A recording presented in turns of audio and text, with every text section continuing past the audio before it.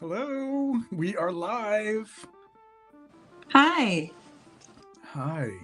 I'm all cozy here in my sweater. It's cold up here. What is it like where you are? It is also very cold. Yeah, we are at 19 degrees right now. About the same here. Yeah. So it's great to see you. Great to be able to talk to You you after a too. while. We have so Yes. much to catch up on. For sure. Yes. Why don't we take a look at the chat here and see who's already joined us? And there's nobody in the chat yet. But that shall change for sure. Oh, it already has. Pat Lester, great to have you joining us. Hi. There are 11 people tuned in. How about we hear from the other 10 people? Drop a note. We'd love to hear from you. If anybody there is from the Los Angeles area, we'd love to hear from you as well, and maybe get an update on what's going on with the wildfires. It would be ridiculous not to talk about that a bit, given that that is really on many people's minds. I have actually several people who I know, and a number of friends who live in that area who have been directly or indirectly affected, and a number of people in the fragrance community as well, giving updates as to how they're doing. Some people who are surprised were even in the area, letting us know that they're doing okay, and hopefully that will remain. And it's just really heartbreaking, beyond heartbreaking, because we've, in our lifetime, we've never seen such apocalyptic. I know that has been overused to this point, but it has been aptly used because none of us in our lifetime have seen those kinds of wildfires affect highly populated areas of such large scale. And yeah, I'd love to hear from anyone who may be from the area. I don't even know. I haven't checked recently as to the status of these wildfires, if they're are if these largest ones, even if they're under control at all. Have you heard anything recently, Rachel? Or The last update I had was from a friend just a few hours ago, who said the two biggest ones in the Palisades, and I've forgotten the name of the other one, are still burning. The one that kind of started most recently, the smaller one in the Hollywood Hills, is getting under control. The winds have died down a little bit, but it's still not good. Yeah. I'm just gobsmacked. The Pacific Palisades is pretty much gone. It's gone. Most of it has been burned down. Half of Altadena. The Hollywood Hills, that is reassuring that is under control, because that was so very close to where people who I know live. And East Hollywood is where my friends live.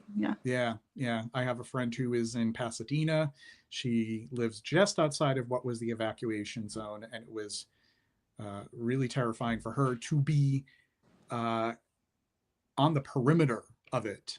So if she was terrified on the perimeter, I can't even imagine what it must feel like for people who have been hit directly with it. We're going to take a look at the chat here. More people have come in. We have 21 people who are tuned in. Darren, wonderful to have you tuning in, as always. Emily, my dear Emily, lovely to see you as well. Also from a cold location in Indiana. Much of the country right now is very cold, and a lot of snow in a lot of areas too. We only had a little bit of a sprinkle of snow here in Massachusetts. And a Paradigm Sniff, who has volunteered to be a moderator. Great to have you tuned in here, Travis. Good evening, friends. Positive thoughts out for them. Yes. And Antonio, lovely to see you here as well. Paroli. And Antonio mentions that he can actually smell the smoke up in the bay. Oh, wow. I've heard reports that the smoke can be smelled as far as Northern California, Oregon. Yeah. Howdy, says Duncan. Great to have you tuned in as well. And Fernando, uh, great to see you as well. Mishi, I was singing Japan today and I was thinking of you and your request for me to do a karaoke of Gentlemen Take Polaroids. And I might actually take you up on that suggestion and do that in the near future. Momentarily Lost, hello. Thank you for tuning in. Oh, it's my pleasure. I think the world of you. I'm so glad that you could tune in live. And the fires must feel like living in a nightmare. My heart goes out to them. It's just I just can't wrap my head around it. I just like hopefully I can kind of get my mind off of it and we can talk about other stuff here. But it's just tearing my heart up. Hi, well, Fernando. Hi again. You're saying hi to Duncan. I'm saying hi to both of you again. And then yes, I promise you that I think I'm ready to do it. I mean, we both David and I are baritones, so all right. So 22 people who were tuned in. We decided. Well, I decided. I made the executive decision, but you agreed to it. That we'll do a 2024 year in review.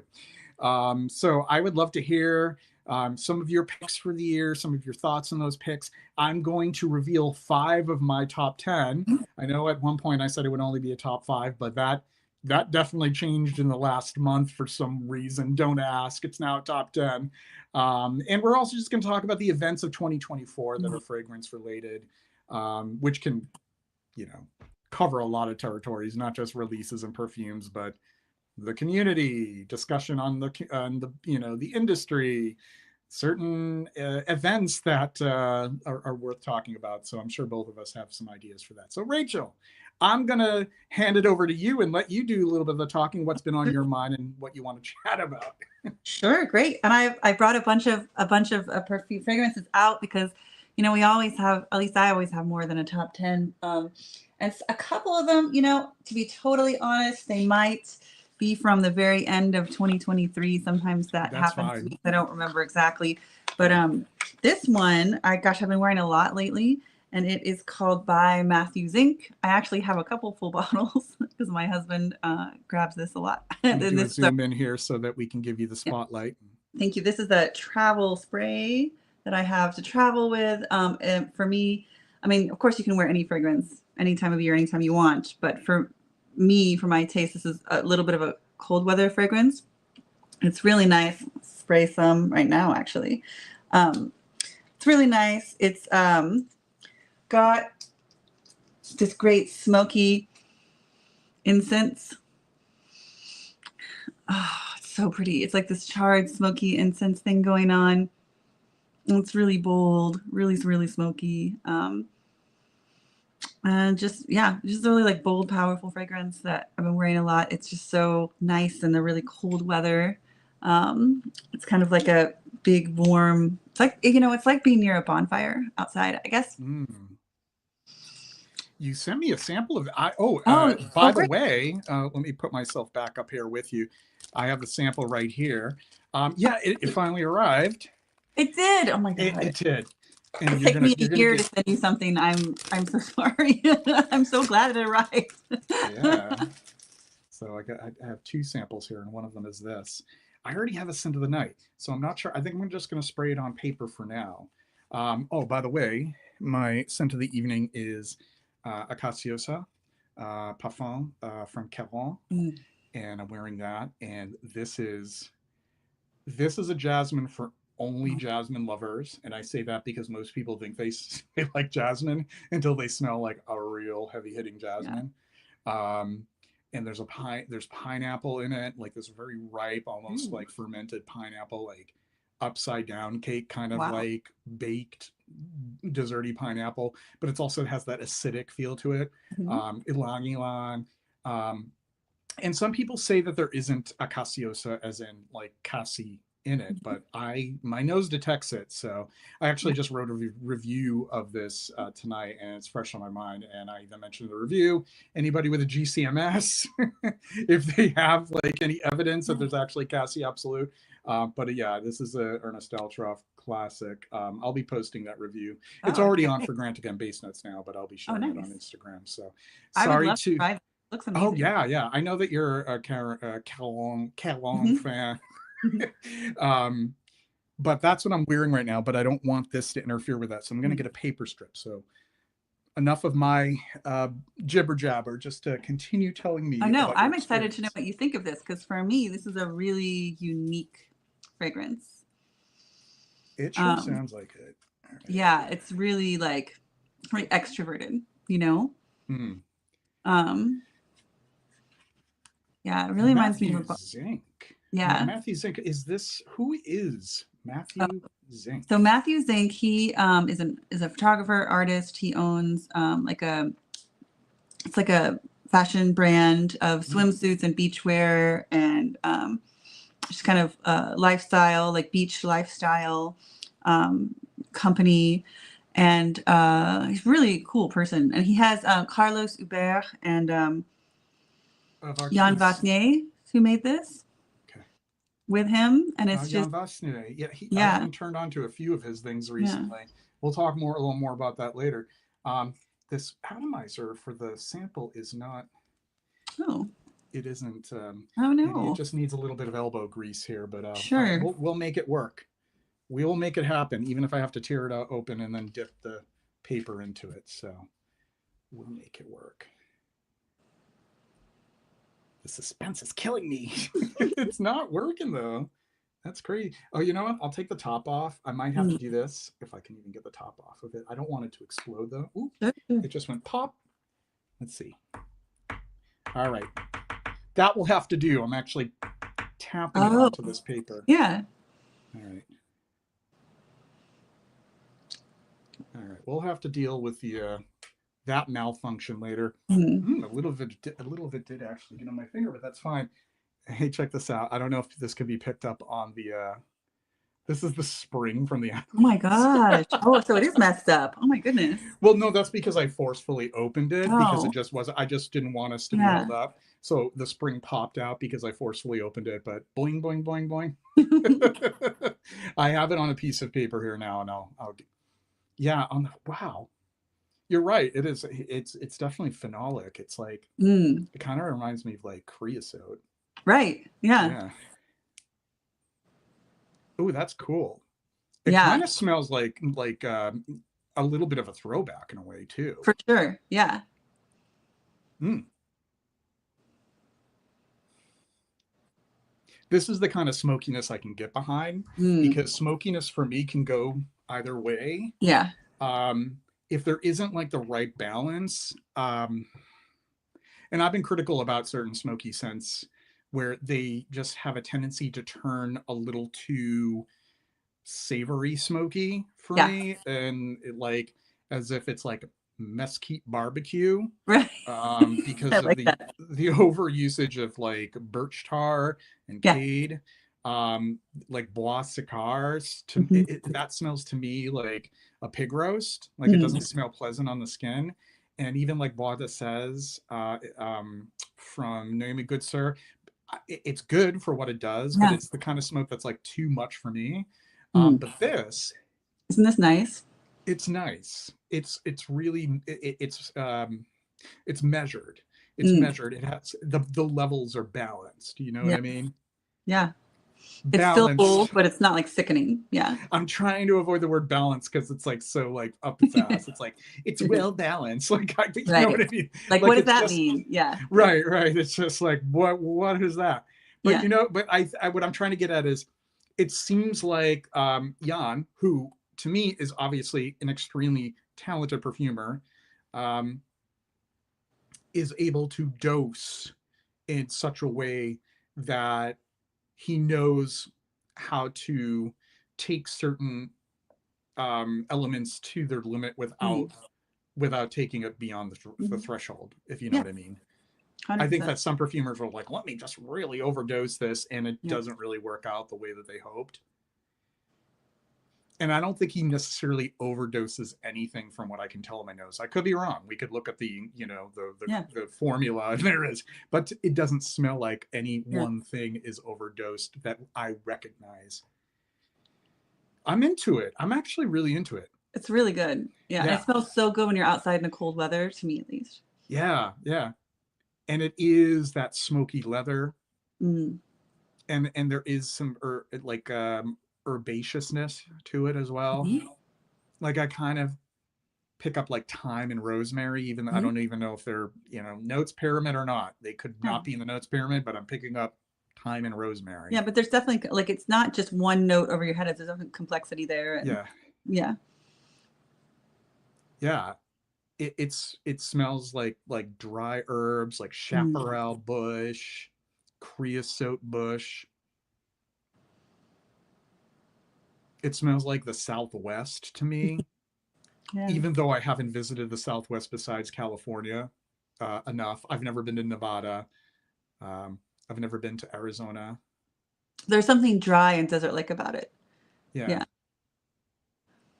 Yeah, that's a good choice. That's a good choice for 2024. I'm gonna I'm gonna take a look at the chat really quickly. Some people have joined since we started talking. Doesn't time fly by? I know. That's when I kind of we rolled it into the effluvium at the time. We did the 2023 Mhm. year in review. Yeah, it's been over a year now. Yeah.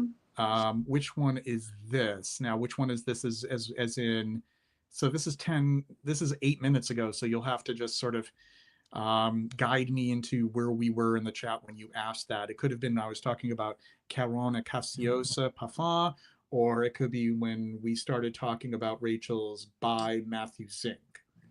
Pat Lester says, after the incense live stream, I've been sampling new incense fragrances. Now I'll add this to my list. Very lovely. Rip it open, JJ. I sure did. That spring went boing. It flew. Tom, hello. An oasis in these troubling times. Thanks, JJ and Rachel, and the always fun chat. Well, thank you very much, Tom. It's always great to see you. And we are sentient, even though it is quite late there. I hope you can stick around for as long as you can take it. The barbecue sausage vibe isn't great. It's like Burger King on fire. Yes. Or barbecue chips. Yep. Boisicar. Yeah. I got a barbecue potato chip feel from it. It's like the concept is interesting. Just to me, it's not wearable. I just can't have that on my skin. Sweet Baby Ray's. And then we have Ricky Tomatoes. It is good to see Rachel. We wish Rachel was more available. I know that you've I got a wish I was lot going too. on. Yeah. Yeah. We have a special needs son, and I'm renewing my teaching license. So I'm literally like, but I miss you Well, guys. I miss hanging out with JJ and like so much. And in the future. yeah. I mean, it's better that we have you, once every few months than to not Yeah. see you at all. So I'm glad that we have this schedule going. And love incense and fragrance, and of course, burning sticks and cones. You know it. You bet. You know I do. Very nice. Yeah, this is a good one. I like it. I like it a lot. Mm. I think that I'll segue with, but first, before I segue, a little interjection of the drink of the evening. I am drinking, because I am that kind of classy guy, I'm drinking it right out of the tall boy. I have a Nice. Super Santilli double IPA from Night Shift Brewing. That's what I'm Excellent. drinking right out of the can. I have not So, opened anything yet, but I might grab something on our little break later. sure thing. We'll do like a quick break, or Mm. even if you want to step away and I'll take Mm. control. Okay. Just if Yeah. you're having When I that get thirsty. hankering, Yeah. if you're salivating for a drink, just let me Yeah, know. I shall. Thank you. You're welcome. So, well, there goes the bottle because it's a rounded roly-poly bottle. I'm going to choose a leather next, and the one that I am choosing, and these are all releases, folks, from 2024 or maybe the very tail end of 2023. But the one that I'm going to choose for my first one to share is Arquiste Almond Suede. Mm. Yeah. Now, I don't often talk about beast mode. I don't often talk about that kind of. I don't really have that kind of. I don't know, chitter chatter about perfumes and performance and stuff. But man, I often have a tough time with like very intense fragrances. But this is one intense fragrance that I'm just in love with. Almond Suede, and this is like, it's not merely almond. Um, it's like a bitter almond, but like almost like marzipan at Mm. the top. For the first like 20 minutes, it's like a leathery marzipan, if you can imagine what that might be like.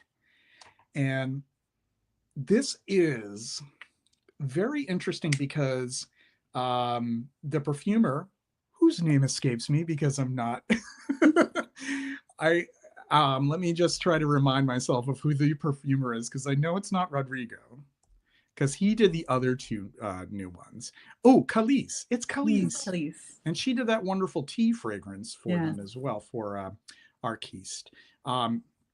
So what she does here is she bridges sort of like more of a like a classical kind of leather accord with a very modern one, Mm. and takes some of those elements of the modern and sort of stretches it into something different from what we're used to. So for once we can say, oh, it's a leather that's not going to remind me of Tuscan leather, you know, or a Tom Ford leather or a Ganymede kind of thing.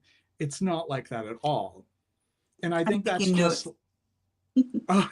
it's just, she's able to take a modern, she was able to take a modern leather and make it something that take, you know, because she has like a lot of classical, you know, she has quite a career behind her.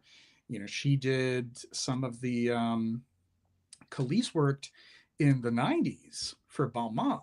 Mhm. She did the reformulations for Vent Vert rather. She did the reformulation of Miss Balmain, a few of the other ones. What is the other one? The talk about leather. She also did the reformulation from Germancier of Jolie Madame as well. So she has experience working with leather. And I think that she was so inspired by her time working on these Soyer compositions and reformulating them and, you know, reinventing them for the modern nose, that she took some of that with her and she incorporated it into almond suede. This is just my theory because it just seems to smell that way to me. Mm. But it's a brilliant release from the year, and it's really spectacular. I think by far it was the standout. It's the most polarizing one as well, I Mm. will say. I almost thought that the Rococo I love would that be one. the, that's beautiful too. I almost thought that that would be the polarizing one because it is very old fashioned and vintage smelling, and it's wonderful too. But this is the one that's more polarizing because Yeah. it's really, it's, it It's a pushes the statement. envelope. It's a Yeah. statement, Yeah. exactly. And I really liked Grove by the Sea as well. I did feel like it was very similar to like a Jean-Claude Elena in that sort of watercolor kind of effect, which is not a bad thing. But it didn't really, it didn't grab me the way the other two did, and Yeah. especially this one. So this is the one that I chose out of the three. Which, mind you guys, it was a really tough decision. And this past year, I've wanted to have a lot more self discipline. I wasn't going to be Mm. like, well, I'll buy two out of the three. Hell, I'll buy all three. You Yeah. know, I had to choose my favorite. So that was it. Almond suede, folks. Back to you. Oh, and I'm trying to have more self-discipline too. So I Yeah. have not yet purchased a full bottle of this because I purchased other things from the brand. So I actually have a bunch of these little samples, but Comet. So I know this was also kind of controversial. A lot of Yeah. people did not like this release. It took me a long time to like it and a lot of wearing it to like it. Mm-hmm. But I like it, especially now that the weather has gotten colder. I like it a lot more now. And I find myself wearing a lot. And I don't know if that's because the weather is different. I don't know if it's just acclimation. I don't know if it's like the juice just sitting in the bottle for a time, like, or I guess in the sample for a Sitting in there time. for a while. Yeah. But it's like I'm genuinely enjoy wearing it. And it's also easy to wear. Like I can throw this on, I can wear it to work, right? I can wear it to work. People give me, it's a compliments, you know, no one is ever offended by it. It's an easy wear, you know? In fact, I don't think there is a Chanel really, unless you go back to those 80 bottles, you know, with a lot of Animalics that, Yeah. you know, but I don't think there really is a current Chanel that's like, you're going to offend anyone. right? Yeah, I don't really think so. I don't even think Le Lion would necessarily Yeah, be offensive. You yeah, know, it is it is a stronger one of the private collection, but it still isn't an invasive perfume at all by any means. yeah. I think all of them, and it's not to say that they're boring. I mean, a lot of them are No, beautiful. I yeah, mean, yeah, actually, a couple of them are boring, but that's a whole other story. But most of them are right. very nice, and I think that they are quite office appropriate. Yeah. To be honest with you, I have not had a chance to try Comet, Mm, but there is actually in Chestnut Hill, which is a part of Newton near where I live, a new Chanel boutique, mm. cosmetic and fragrance boutique. And I have not yet stepped in there, and now finally have an opportunity to smell whatever Chanel Les Exclusives that I haven't already smelled. So I do plan to go in there and give it a whirl. Now, it's my understanding that there is a pretty noticeable heliotrope note Yeah. in it. Is it Mhm. true? Yes. It's like Mm, mm, heliotrope. It's powdery. mm.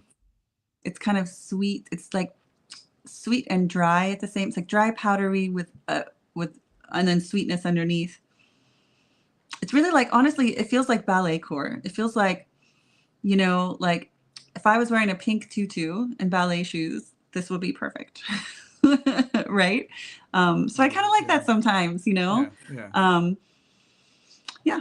Yeah, it's just soft and slightly powdery and yeah, heliotrope for sure. Mm, Yeah, like very, very, very light pastel pink.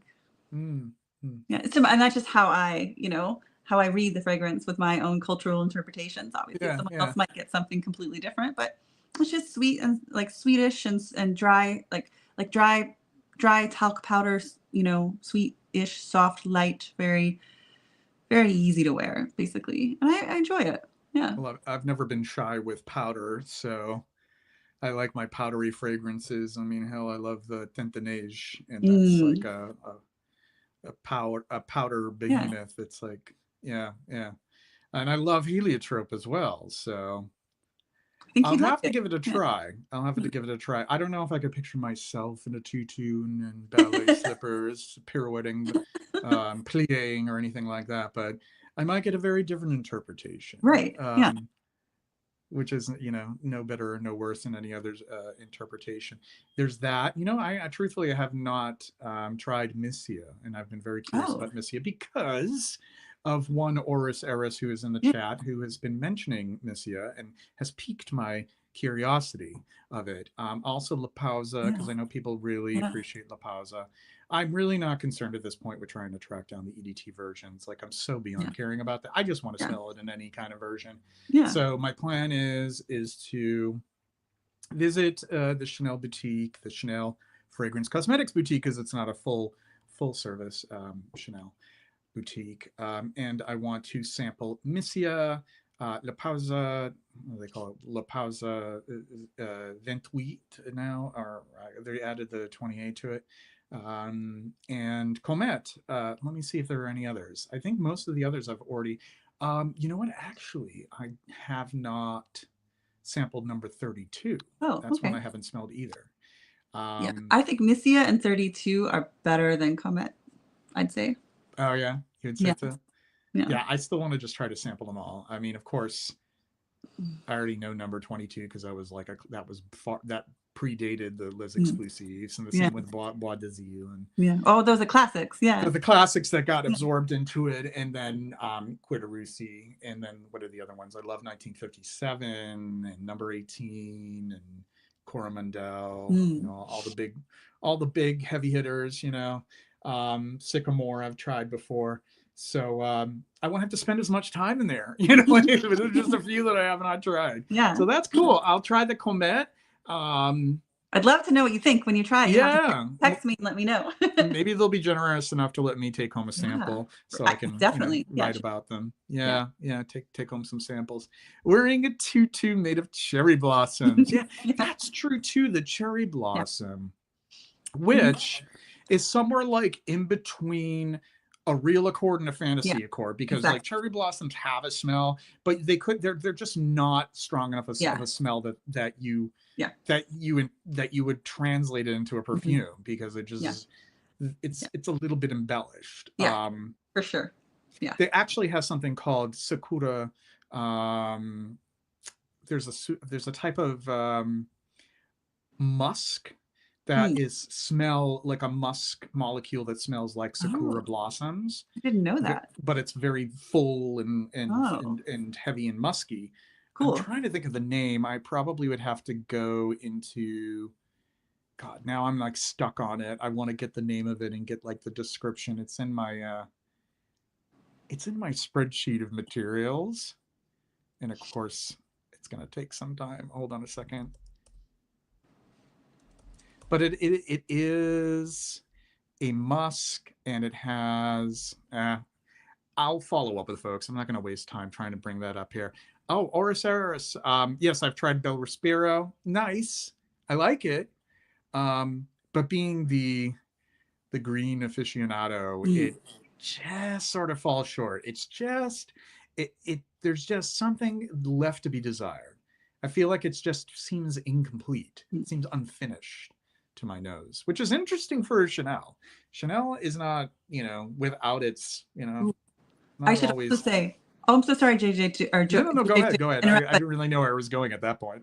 I would recommend Jacob has a really, really good video about comets, and that helped me because at first I kind of smelled it and dismissed it and wasn't too interested.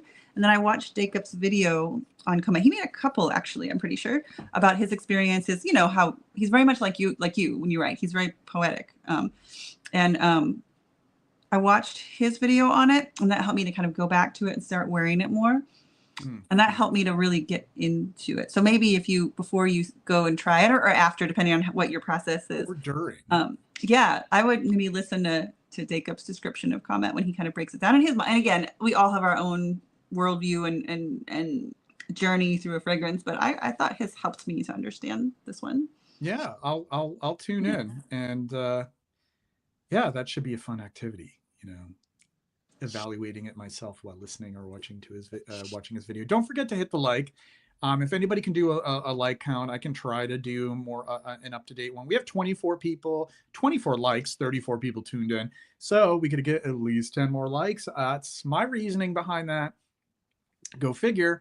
Let's try to get that up to 35 likes in the next couple of minutes here. Back to the chat. Misspelled tomato comet is a grower, though. Didn't impress me much the first time I tried it, but got better with subsequent tries. Okay. Exactly. That's all right. exactly. Well, that's something I will keep that in mind and try not to give a premature assessment of it. I'll give it more time. Fernando says, I love Le Lion. Yes. Sakura salicylate. Yes. Thank you. Tamer Al-Shamari. It's a salicylate, not a musk. Interesting. It's a salicylate like amyl salicylate, benzyl salicylate, etc. Thank you very much. And it smells very much like Sakura blossom, the lightness of it. That's so interesting that it's a salicylate. Which I wonder if somebody were to do like a head, maybe Tamer, if I'm pronouncing her name correctly, please correct me if I'm not pronouncing it correctly, that in the headspace evaluation of Sakura, if salicylates are part of that headspace. And that is how they develop Sakura salicylate. Andy T, 31 Rue Cambon or 21 Rue Cambon. That's my favorite. Same. Besides the classics, that's my favorite of the line. It is gorgeous. Gorgeous as an EDP. I never spelled the EDT. If somebody wants to send it to me, fine. I can do a comparison. Doesn't matter. Whatever I have in my possession that I smelled, it's sublime. Le Lion and Coeur de Russie. Those are your three. I see 26 likes. Excellent. Thank you, Fernando.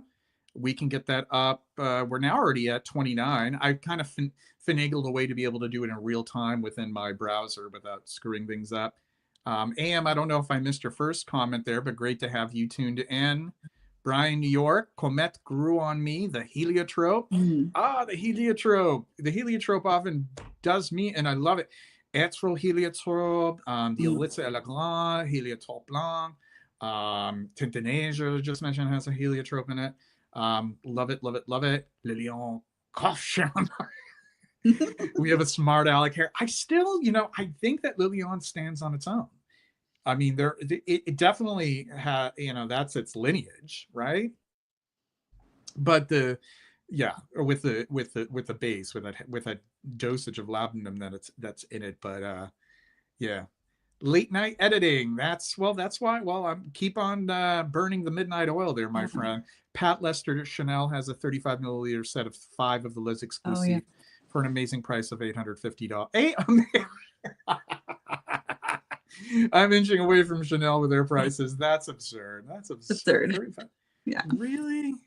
It's insane. Yeah. As much as I say great things about these compositions and what the perfumers did, the magic behind these compositions, they are becoming far more inaccessible. Like these perfumes do not need to be as inaccessible as they are. So that's why I'm not insisting that anybody, get to the point where they fall in love and get a full bottle at this point. Even when I think we were probably getting full bottles, they weren't as expensive as they are now. So. Yeah. Sakura leaves, when pickled in salt, have a flavor similar to coumarin. Interesting. Cool. Love that. And Sarah says, I'd love to see a comparison of Champs-Élysées versus Comet versus l'Instant Magique. Champs-Élysées, that is the very mimosa-heavy fragrance from the 90s. It wasn't exactly a commercial success, but they continued producing it for some time. It's a nice one. I love mimosa as well, so partial to Les Expensives. I love that. It's Sakura salicylate is lab. Oh, we have the expert in the house, and I mean that with sincerity, not being facetious, Darren. I can count on you for dropping the knowledge here. Sakura salicylate is lab created. It's not found in nature. Pretty molecule, though. Cool. Interesting. But Darren, do you think that there's any salicylate in the headspace of Sakura? Like maybe like amyl salicylate, the same way that it's in the headspace of like azaleas and clover and things like that. That'd be interesting. But fascinating, though, that is not a salicylate that is found in nature. Misspelled tomato, not just Chanel, but Guerlain's, probably increasing prices again. The new Pêche Mirage is priced $20 higher. Dior reducing bottle sizes at the same prices. Oh man, the luxury realm is really suffering right now. This is not a good sign with this kind of inflation of prices. I don't want to I want it to be a lighthearted stream, so I don't want to get too much into that. But first of all, I don't know how you feel, Rachel, about these more recent releases, but good grief. It's like, ridiculous. They're like mainstream perfumes. They're not. They do not represent Guerlain's heritage. No. Not at all. Not at all. For what they are, they should be their sort of like, they shouldn't be their exclusives. They should be half the price. I mean, right. They should be the prices buying a bottle of Shalimar. Yeah. Like not the kind of prices that they are. It's absurd. And I don't even know what they're doing with the prices of their classics. They're probably inflating those as well as that little spring flies into oblivion. I don't know if I'll ever be able to put this back together again. Hold on, folks, while I look for this spring. I got it. All right, we don't want to lose that spring in case I could possibly fix that atomizer. Yeah. And eau de parfum. What does Rachel think of the Xerjoff house? Give your honest take. This is a safe space, so you can be honest about it. It's fine. Yeah. If people object to it, who cares? So the very honestly, and these are impossible to find now, but the very first Xerjoff, and I can never pronounce the brand name. The very first line was, I thought, really good. Like their very first line that came out. Their very first formulations, excellent. There have been a few, like just a handful, like I say, okay, their very first line, excellent, right? They're really unfindable now, but I would say as Xerjoff stands now, I think they're kind of, your average niche house that is very chemical, and there are some formulations that are really interesting. They're well put together. They're not my taste. A lot of them are not my taste. I would say there's a few lines that I think are better done than others. The club one, the club line, I think is probably the best one. And their Torino series, like when they. Can I borrow your phone? Hey buddy, I need. Computer. Yes, you can have my computer. It's in mommy's purse on the bed. But can you get it ready? Yeah, I'll be there in 5 minutes. Sorry, but and then just bring it to you? Yes, then the Torino series, because they're a sponsor for the Torino, the tennis, the big tennis tournament in Torino, Italy, and so they're one of the sponsors, and they've made a couple like special releases for that I think are decent. I think a lot of their money goes into the packaging instead of the formulations. No doubt about that. Oh, definitely. Yeah. The cost of the formulation is like pennies to the dollar, honestly. Yeah. What do you think? Yeah, they put all that money into the extraneous shit. The bottle. Ooh, sorry, I cussed in front of your son. Okay, so he hears a lot worse from me. Go figure. The first time that I use a cuss word, and you're goodness gracious, so you didn't hear that. Hey, this might be a good opportunity for you to get a libation as well if you want. Yeah, actually, if you don't mind, I'll be back. Go for in it. Like 5 minutes. And I'll just, obliterate these brands. Okay. Yeah, I have, I'm very opinionated about these brands because I feel like they were really pulling a fast one on consumers into thinking that what they're providing to the consumer is a level of perfumery that has, these compound, what's the word I'm looking for? Like the concentrate that's in it, the oils and the materials that are in it, the oils, the synthetics, whatever, the cost, they really are, to me, what mid-range perfumes should be. Like the ones that are selling for an ungodly amount, like 400 to 500, or even we're talking about in the 300s, really, I think would make a lot more sense if they were priced between 80 to 200 max. These luxury houses, they're not great. They're not that great at all. They're overrated. They rely on they rely on that sort of that engine of the influencer realm these days, especially with like TikTok, etc. YouTube influencers, and they're often doing partnerships with them and basically dictating to them how they advertise their products for them with these agreements.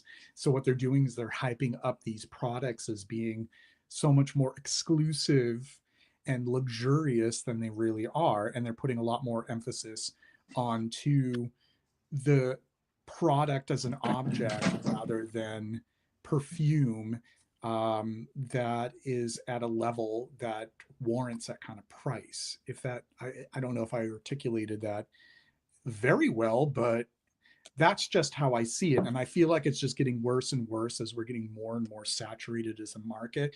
I don't know, Rachel, if you saw recently the diagram that was shared by someone, and I forget whom, that shows the approximate number of releases from the turn of the 20th century through the decades into the current year or the past year.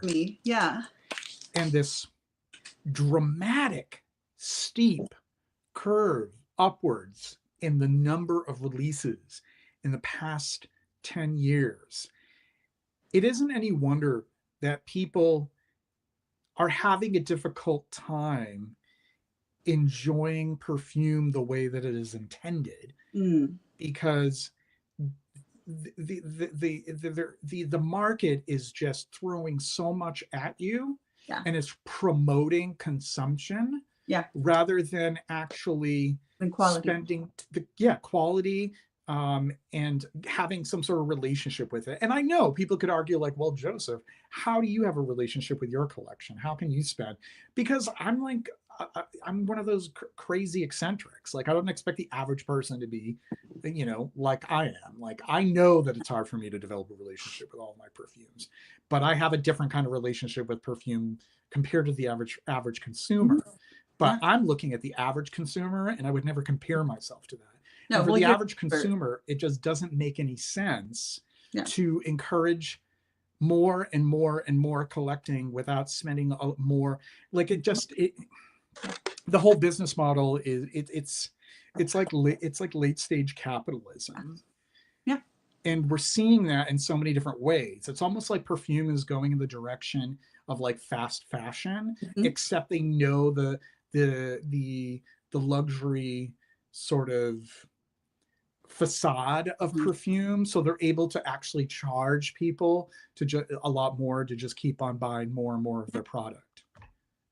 I know that was like really all over the place, and it makes sense. It makes sense. I mean, yeah. Excuse me, I meant to put myself on mute. I do not like to snort.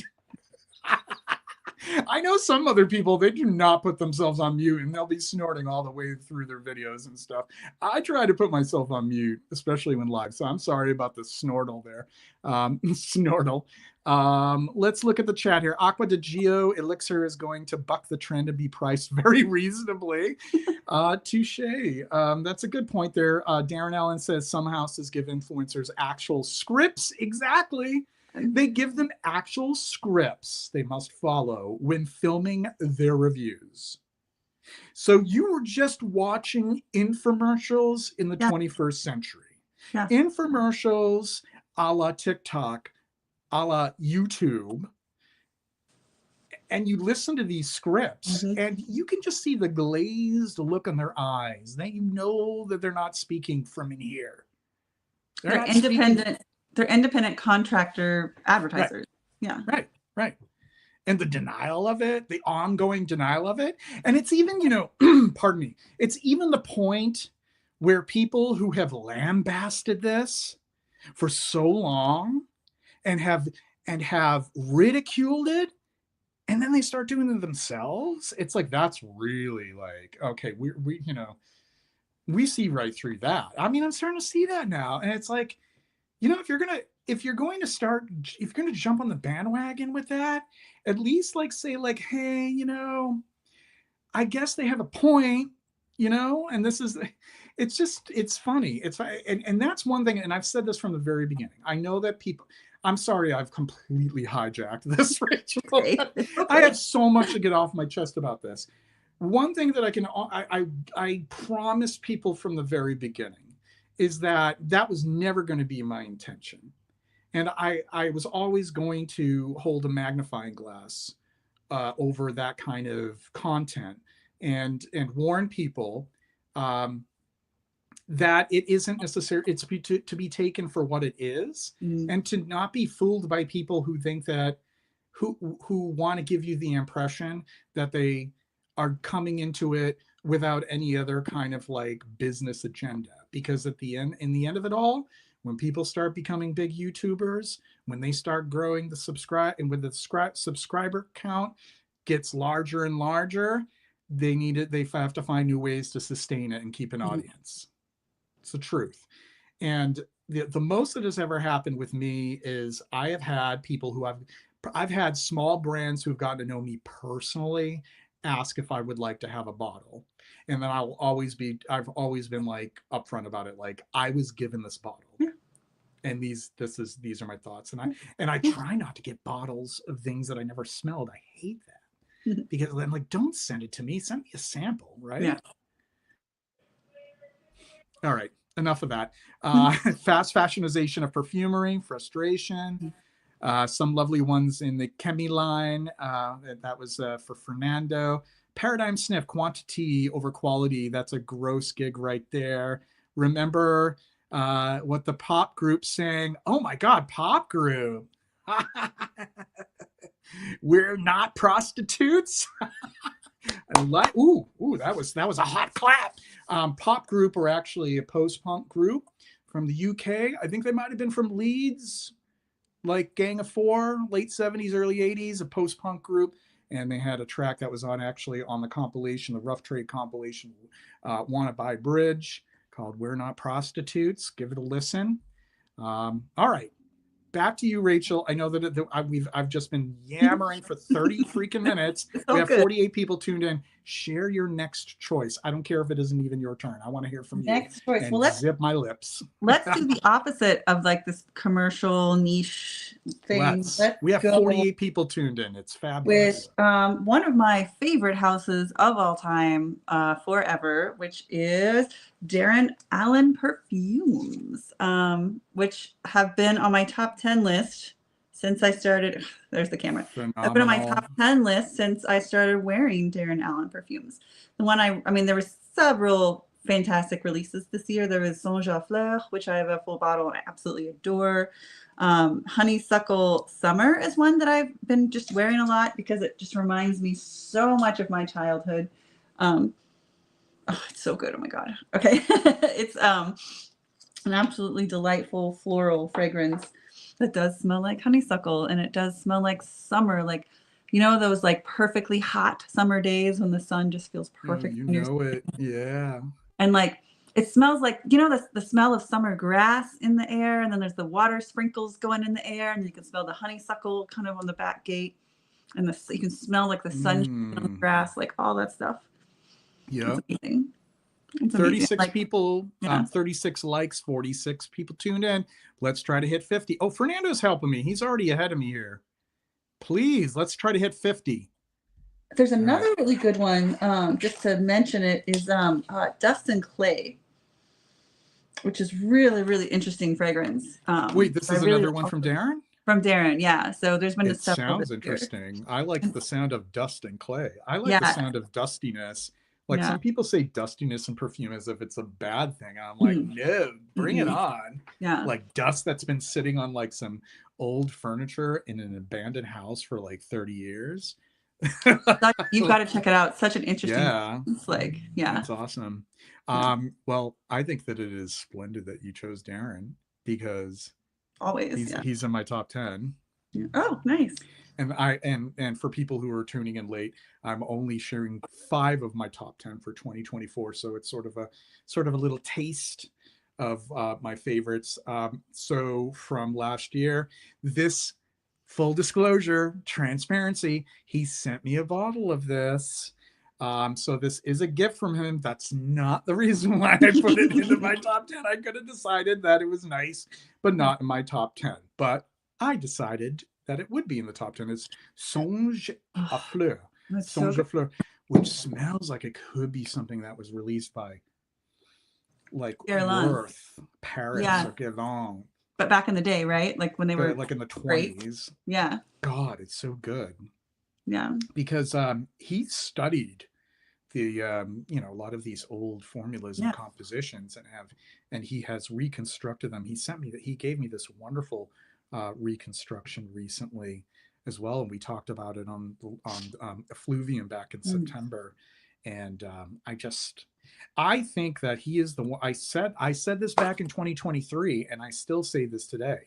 I don't even know if he realizes just how truly talented he is. Yeah. And he deserves far more attention than what he's getting. And I wish him the best. I really think that he needs to be recognized and his works need to be experienced. But Songe à Fleur from Darren Allen, that is in my top 10 for 2024. So yes, we're both fans for Darren's work. Yeah. Of Darren's work. Pearlie says, I'm interested in the Terre de Metz EDP Intense. I liked every Terre Flanker.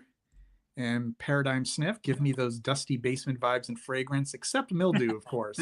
Right. Like maybe I don't know, like the slightest suggestion of maybe mildew way in the distance. I don't know, like kind of, but not full on, of course, because that is not pleasant at all. Pat Lester says, my favorite pickup of this year is Dorian's Fougere. I can't wait to try his new Quid Russie fragrance. Dorian's Fougere was in my top 10 from the previous year. It was in my top 10 for 2023. So he's in again for a second year in a row. 45 people tuned in. Let's have you share your next one, Rachel. All right. So I actually have 2 that I brought tonight. a different video and you just did Oh, this. sorry guys. Just 1 second. I'm gonna fix technology for my son, and there you go. All right. Thank you very much for your kind patience. But No, I that's have fine. 2 that are from the very end. I think they're either December 23 or January 24. I just don't remember. So I'll get those out of the way. And you tell me if anyone knows. I'm sorry. I got home from work like 5 minutes before we started this live. Otherwise, I would have looked it up on Fragrantica or online. That's my fault. But one of them is by Mayo Fushini, who I didn't know how to pronounce his name until you told me last time we did a live. So thank you. I was saying it totally wrong. So thank you so much, Mayo Fushini. Violnere. I don't speak Italian, so and this could be the end of 2023. I'm actually not sure. Violnere. Yeah, and it's a gorgeous, it's like violet, just all the violet, all the lilac, just beautiful musky violet. I mean, just layers and layers and layers, and just it's just like, oh, it's heavenly. It's like all the beautiful lipsticky, musky violet in the world. So if you love violet, this is like, it's heavenly. It's it just feels like, you're in, I don't know, like Victorian England and wearing a big beautiful gown, and it's amazing. 2023 is tail end though, my friend. Tail end. We can sneak it in. One of my top 10, which I'm not sharing tonight, is at the tail end of 2023 and didn't really get distribution in the States until 2024. So I counted it as 2024. Mio Fushini, Giuseppe Imprensabili. And this is the box. The box, like that image is what, sorry, I keep messing up the camera. This image is what it smells like. Like the image captures really well the scent. And it's ghostly violets. Yeah. Nice. Right on, Am. Thank you for your support. We have $5 in super chats. Let's get 50 thumbs up tonight. This is Fragrance Talk for the mind and soul. Thank you. We are currently at 42. Let's get that up at least 8 more. I am so scared of picking up those boxes. So, the boxes where, I know what you're talking about. It's like you can't really pick them up from the top because they don't, Very nice. A great choice. Great choice. I can't say no to anything that is focused on violet. So mine is from Astier de Vala. This is a Dominique Ropion, and it's called Animalic. And this is the newest from Astier de Vala, and it was released at the tail end of 2024. It could have almost been reserved for next year, but I made it. And I convinced myself that I would not really add another amber focused fragrance in my collection. I thought that I'm good. And then sure enough, this one wowed me. Let me show. These are in a similar presentation to the other recent releases from Astier de Vala. And that's the box that it comes in. And then this one is okay to pick up. This is pretty sturdy. And then boop. Open that up. And here are the cute little bottle. This is a cute little bottle here. And this is Animalic. See, I still have that really crappy. Yeah. And this is really beautiful. So there is sort of there is like the traditional amber accord at its core, but there are these spices that are almost sort of like cola-like, coriander. There's like a lot of coriander and nutmeg and clove, definitely beautifully rendered. But then there is this peculiar thick dry down, which kind of feels like there's styrax and leather and like a little bit of quinolines in it as well. Hmm. It's really unique for an amber fragrance, and I'm still trying to wrap my head around how different it is from, what you would come to expect from an amber focused fragrance. It has the vanilla in it, but it also has Yeah. like a ton of myrrh. Like Hmm. it gives me the impression of like that cola, like I was mentioning Mm. earlier, like Dr. Pepper comes Yes. to mind Yes. too, Moxie, like things Mm. like that. And I love that. I love how myrrh can kind of give that effect. Yeah. A lot of aluminum resin, so it's very frankincense-y, um, and very minimal in any florals. Like, but there is a little bit of like a rosiness to it as well, like sort of like an outline of rosiness. Really spectacular stuff. This house has released some great stuff in the past 2 or 3 years, but this is the one that's really Hmm. has been the standout for me. So this is one of the. This is brand new. Just was released November, Say the name December. again. Sorry. Amber liquide, amber liquide, amber liquide. Ah, I will okay. paint. Thank you. I will paint it. I will paint it for. I will type it for people in the chat. Amber liquide, and this is Astier de Viat. Astier de Viat. And I'll type that in there. Oh, I spelled Viat incorrectly because of my butterfingers. And there's the correct spelling of Viat. Or Villat. But that's a lovely one. Dominique Robion, he's done a few others. He did, I think, Artaban.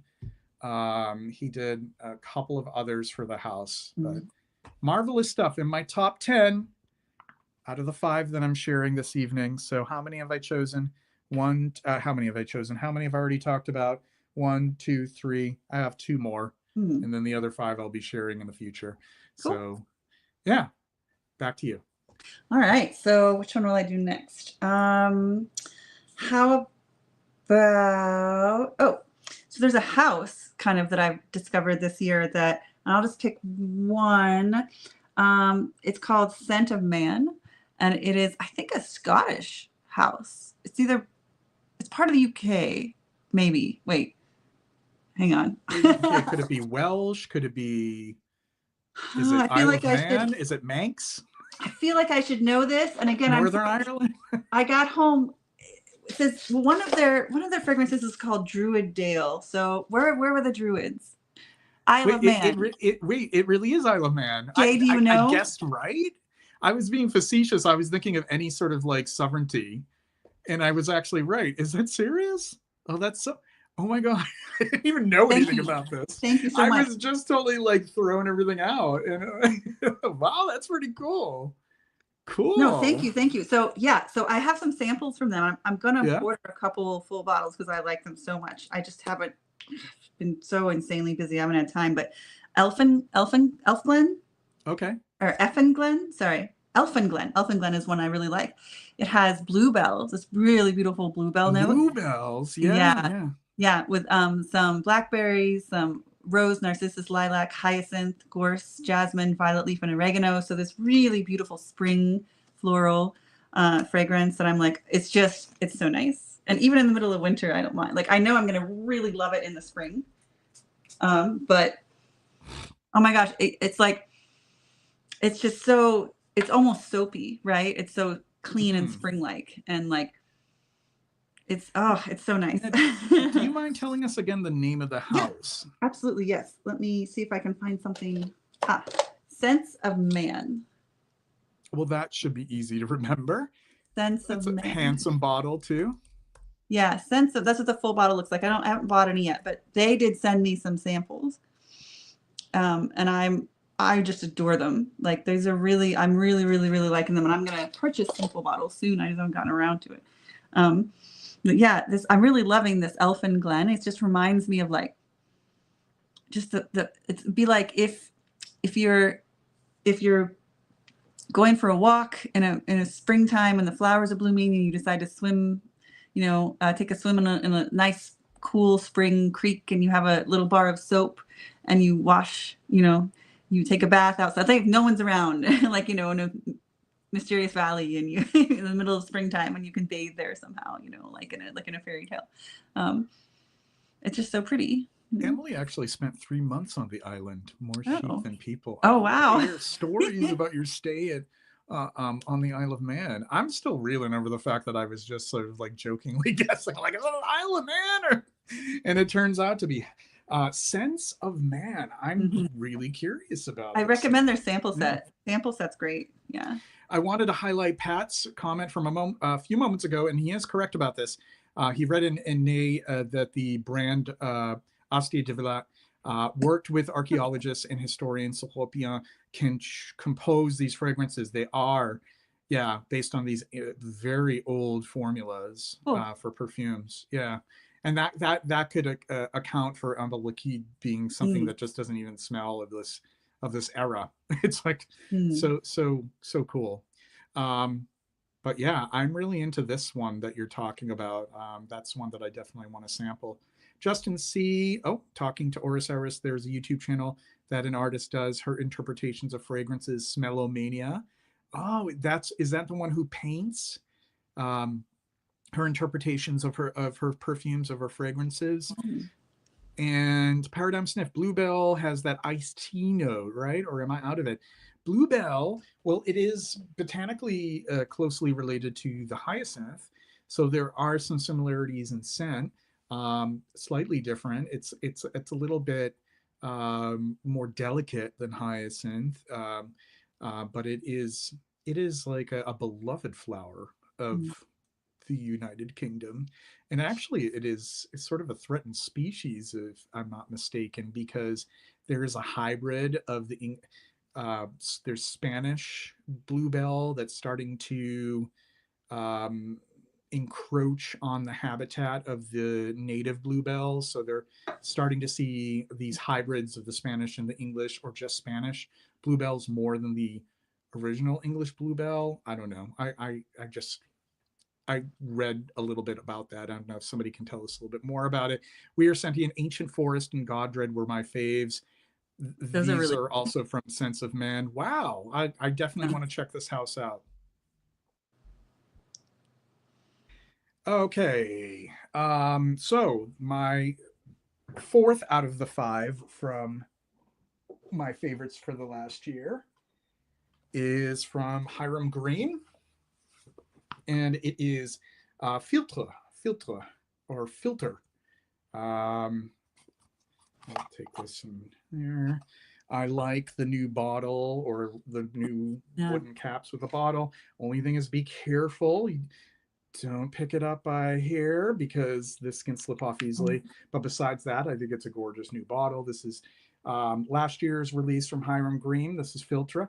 It was an ambitious creation, because this is a classic Carnation style fragrance, and it is one of the more true to life smelling Carnation scents, in the respect of so Carnations, many people are confused. They think, is Carnation a fantasy note? Which it absolutely is not a fantasy note, because the Dianthus family, a number of the flowers from the Dianthus family, including a number of the cultivated carnations, are quite fragrant. And there is a type of Dianthus called clove pink, because it's pink and it smells similar to that of cloves.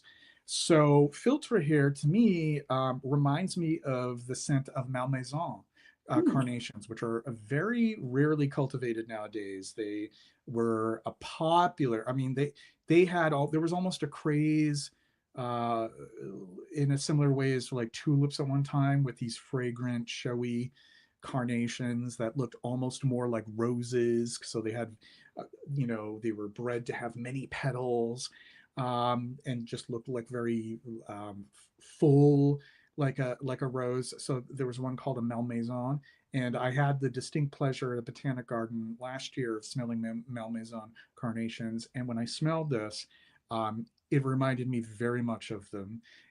There's a release from Floris called Malmaison, another carnation fragrance. When I originally learned of it, I didn't know it was actually named for the Malmaison Carnation. And that's what drew me to wanting to experience them. So it's just kind of interesting. And my quest for carnations, researching carnations, scented, fragrant carnations and fragrance, it brought me to actually smelling these very beautifully scented ones. And then he releases this last year, and I was just blown away by it. It's just really well done. He uses predominantly naturals, and he's one of those perfumers who uses predominantly naturals, but manages to do compositions that feel really fleshed out and have bones to them, which is a hard feat if you're usually using mostly naturals. I think he's really talented. But yes, this is a very carnation forward scent. It is also has the greenness of the leaves and the stems.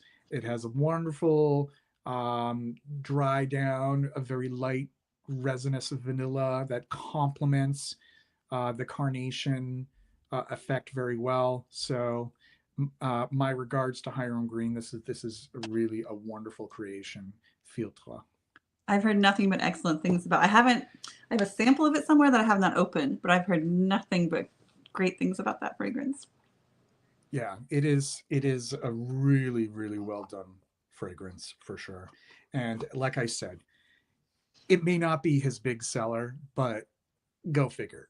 Sometimes the most incredible ones end up being the ones that are really done for the appreciation of perfume, rather than selling units. If I could do anything, if doing something like this helps me to draw attention to the release and get more people interested in it so that they may want to purchase from him, then I feel like I'm doing some good for perfumers out there who really deserve the acclaim that they need that. I think they deserve it. Here. All right.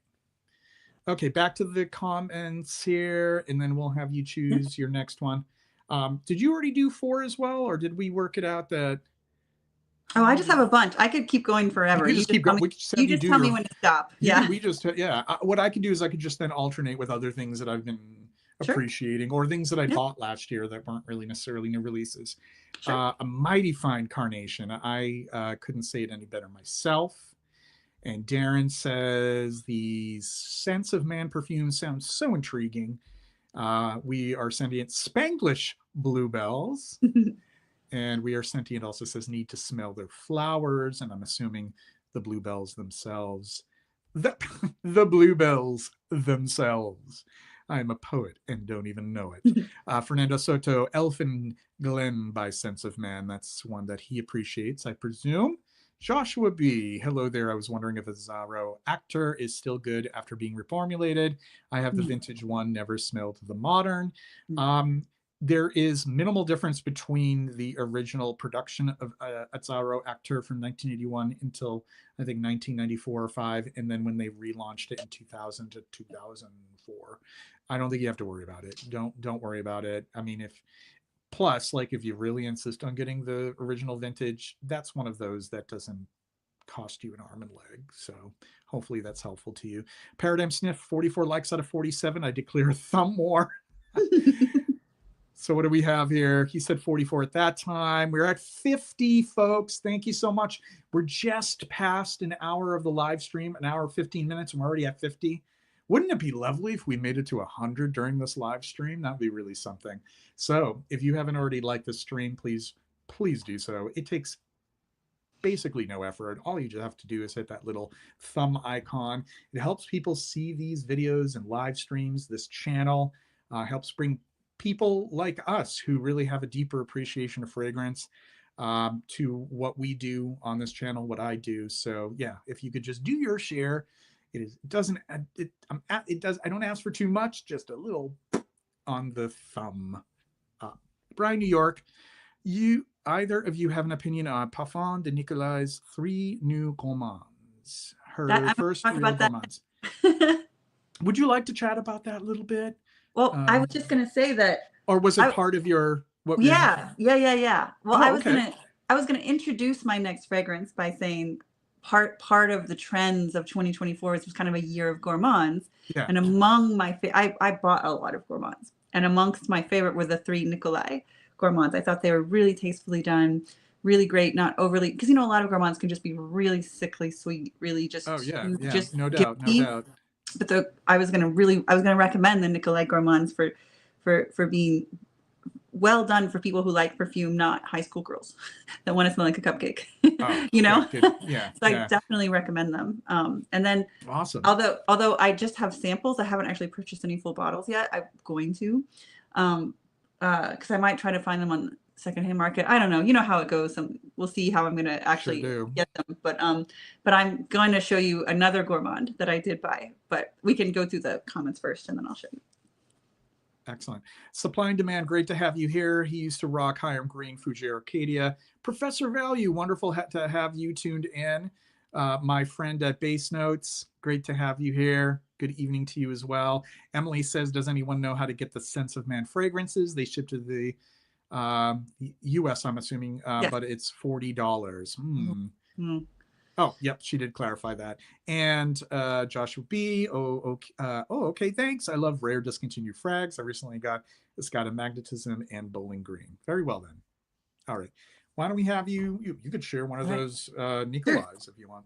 Sure. Oh, well, I just have the little samples, which are in the other room. I'm sorry, but I was gonna. Oh, well, I was just saying. It's up to you. You could wait till later and just share whatever you have right in front of you. Sure. So I was gonna say, lots of gourmands and.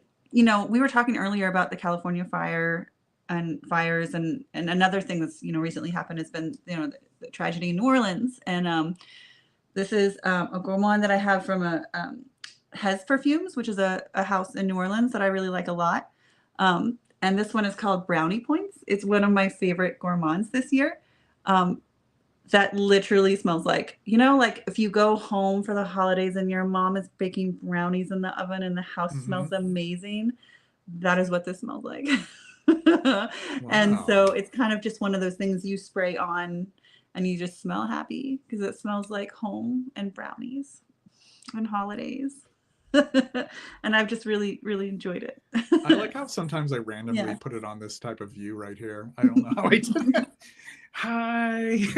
Wait, my head looks like a little shrunken head next to yours because I'm in a different it's like I have to we're kind of more to scale now.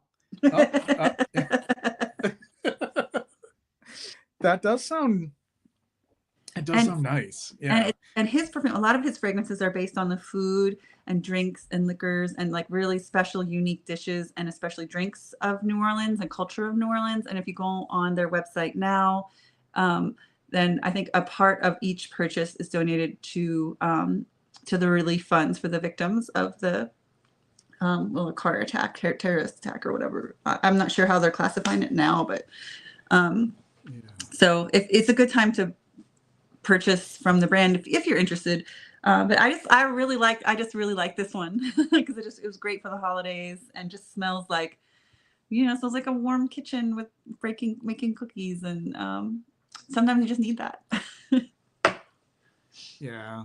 And that's, if there is a type of gourmand that is successfully capturing something that elicits good memories, who am I to say that that's not good as a perfume? You know what I mean?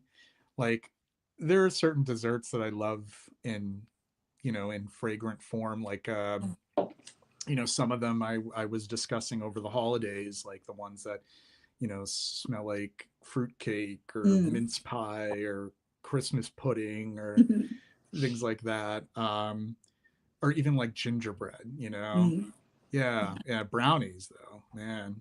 I would eat the hell out of brownies. Have a weakness for desserts, and it shows. I know. I get it. People have, I'm trying. I'm on a moratorium from sweets for a while. Well, we've got to live a little too, No, I know. All right, wait a second here. I wanted to catch us. My favorite gourmand this year was Crumb Couture croissant with blueberry jam. Ooh. I wear it a lot in the season, which I think that blueberries should show up more in fragrance in different in different settings as well. It just doesn't come up as often as a Yeah, note. But I it should love though. the idea of it. Yeah, yeah. I know that Un Nuit Magnétique from a different company, um, Jean-Claude Elna's daughter. God, what's her name? She's done a number for. Is it Selena Elena? Hold on. That sounds right. Yeah, hold on. I have to confirm that because Un Nuit Magnétique. I have another tab open here, so. Yeah, because Jean-Claude Elna released the house with his daughter rather. Mm. Why isn't it coming? Oh, here we go. Un Nuit Magnétique. Mm. Oh, that one actually isn't her. Oh, it's not. Oh, It's not. Nuit Magnétique is Christine Nagel. Oh, nice. All right. Another great but perfumer. Yeah. Agreed. And she, apparently there's a nice blueberry note in the opening of that, but I still have yet to sample it. But I've been curious about it. He has some good stuff, like his banana bread joint. Yeah, so he's talking. That one is good. Crumb Couture. I remember when the whole Gourmand thing started after Angel was released in 91 or 92, and then Aquatics started to take over. And not to be a smarty pants to correct you, but the Aquatics thing actually started before Angel. The Aquatics really started in the late 80s because the first, if you go back, the earliest signs of Aquatics, like Rudnitska, right? Rudnitska, yeah, was sort of like proto-Aquatics because Rudnitska, he was using actually small amounts of calone in his work, in things like diorama way back and diorella, and then you go into the 80s and you see like this allyl amyl glycolate dihydromercenol, and then the calone would come along with it, and you'd start to see things like Cool Water in 88 and New West, Aramis New West. So you started really seeing the Aquatics in the late 80s, and they really started to come into full force, and you started to have things like, Kenzo Porom, and then a whole deluge of them by the mid 90s. But then you had Angel come around, and the thing about like Gourmands is that Gourmands had like a slow build up. Like you had some Gourmands in the 90s, but they really weren't coming. They didn't really start to pick up until like at least the 2000s. You're really starting to see more and more of them. But yeah, you're absolutely right. Angel is arguably one of the first really commercially successful Gourmands. Very well then. Oh, right here. Anyone had any chance to sample the new Cartier Declaration Eau de Parfum? Yes, I have the Eau de Parfum. Very nice, very well done. It is not just an Eau de Parfum version of Declaration. It's a different composition. It has some similarities to Declaration as far as similar chords, but it is a lot heavier on the spice, cardamom, a lot more. It is much more spice forward, and the citruses are sort of scaled back. And that's Christine Nagel, right? Did Christine Nagel do the? I think so. Wait, no. We're talking about Cartier. So I think who does the Cartier? Mathilde Laurent. Mathilde Laurent. Yes. Sorry. See, it's so hard to keep track of all of these great We're both perfumers. tired. Who's doing what? Yeah. Because Jean-Claude Elena did the original Declaration, and then House Perfumer, who's she does some great stuff from Cartier. Basically, people don't talk about Cartier with the same sort of reverence as some of these other houses, not realizing like she does some great stuff for Cartier. Yeah. God, like for like a designer house, when people are like, it's designer, which is a bunch of BS to kind of badmouth designers. Cartier is one that had a lot of excellent releases from as far back as like the 80s, every decade. Supply and Demand, Sweetie Oud is my favorite Gourmand of all time. Paradigm Sniff, JJ, what was the fragrance you and Joshua were talking about that smelled like focaccia bread and incense? Good God, I remember a fragrance that smelled like panettone and incense. Don't remember the focaccia bread. Was that one from Fragrance, Milano Fragrance? That panettone. One? Yeah, I think he was talking about that, or maybe he was talking about one that smelled like focaccia bread and incense as well. Sure. But Oh, you know what? Maybe Basilica? Because I've been Basilica. paying attention to Basilica. I've been kind of curious about it because it has like rosemary and thyme, but then also this lactonic accord in the middle and then an incense. Maybe that's what he was talking about. And that's also from Fragranza Milano. Milano Is that, Fragranza, yeah, yeah. Fragranza So that Milano. could, I don't know. It's one of those. that could be the one that he was talking about. Cool Water changed the game in the 80s. Sure enough, did. It really did.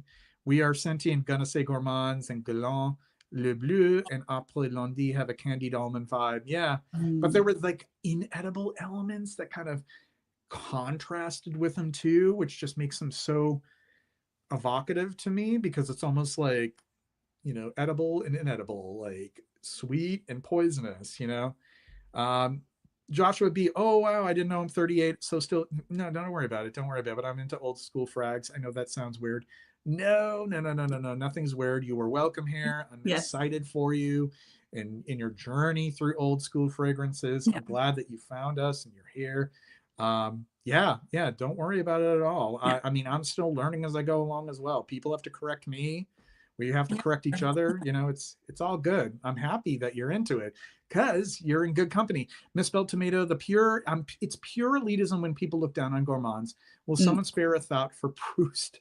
The Madeleine, yes. Yeah. Yeah, I'm not I like that. anti-gourmand. I mean, I'm picky about gourmands. Like sometimes, I mean, I've said before that like a lot of gourmands seem a little too, you know, literal for me, and I always need some sort of contrast to it. But I don't frown upon gourmands. Although I will say there are a lot of really bad gourmands that have been released the past few years. There are a lot of them that are a little too sweet. You know, I just did a review, and I was mentioning this because this is my scent of the evening that I was sharing earlier, but Caron's Acacia Soap Parfum. And in my review, I say that this is sort of like a gourmand in the dry down, and sort of like a Charlotte Russe kind of dessert, rather than like crumble cookie, which is what I'm tending to smell a lot in these modern highly vanillic high maltol gourmands. Cartier Must Parfum is an amazing fragrance, indeedy.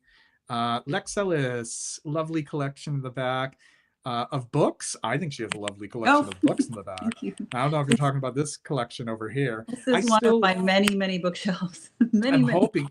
Let's tell us whose collection. We're competing with each other here. Is it my perfumes over here? Is it her books? Your perfume collection is what I think it is. I think it's your books. I personally think that the books are far more impressive because, in fact, like I'm not even into like having. I almost want these to be like enclosed. I don't want them to see the light of day because I want them to be preserved. Yeah. But nonetheless, Lex, no matter who you're flattering right now, we appreciate it. Oh, somebody disappeared. It better be about those books. It seems that Rachel dropped off here.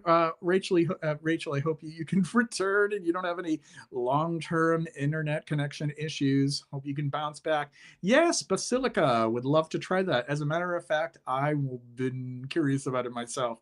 So I'm keeping an eye on something that, you know, some bottles of it online because I want to buy a little less than retail price.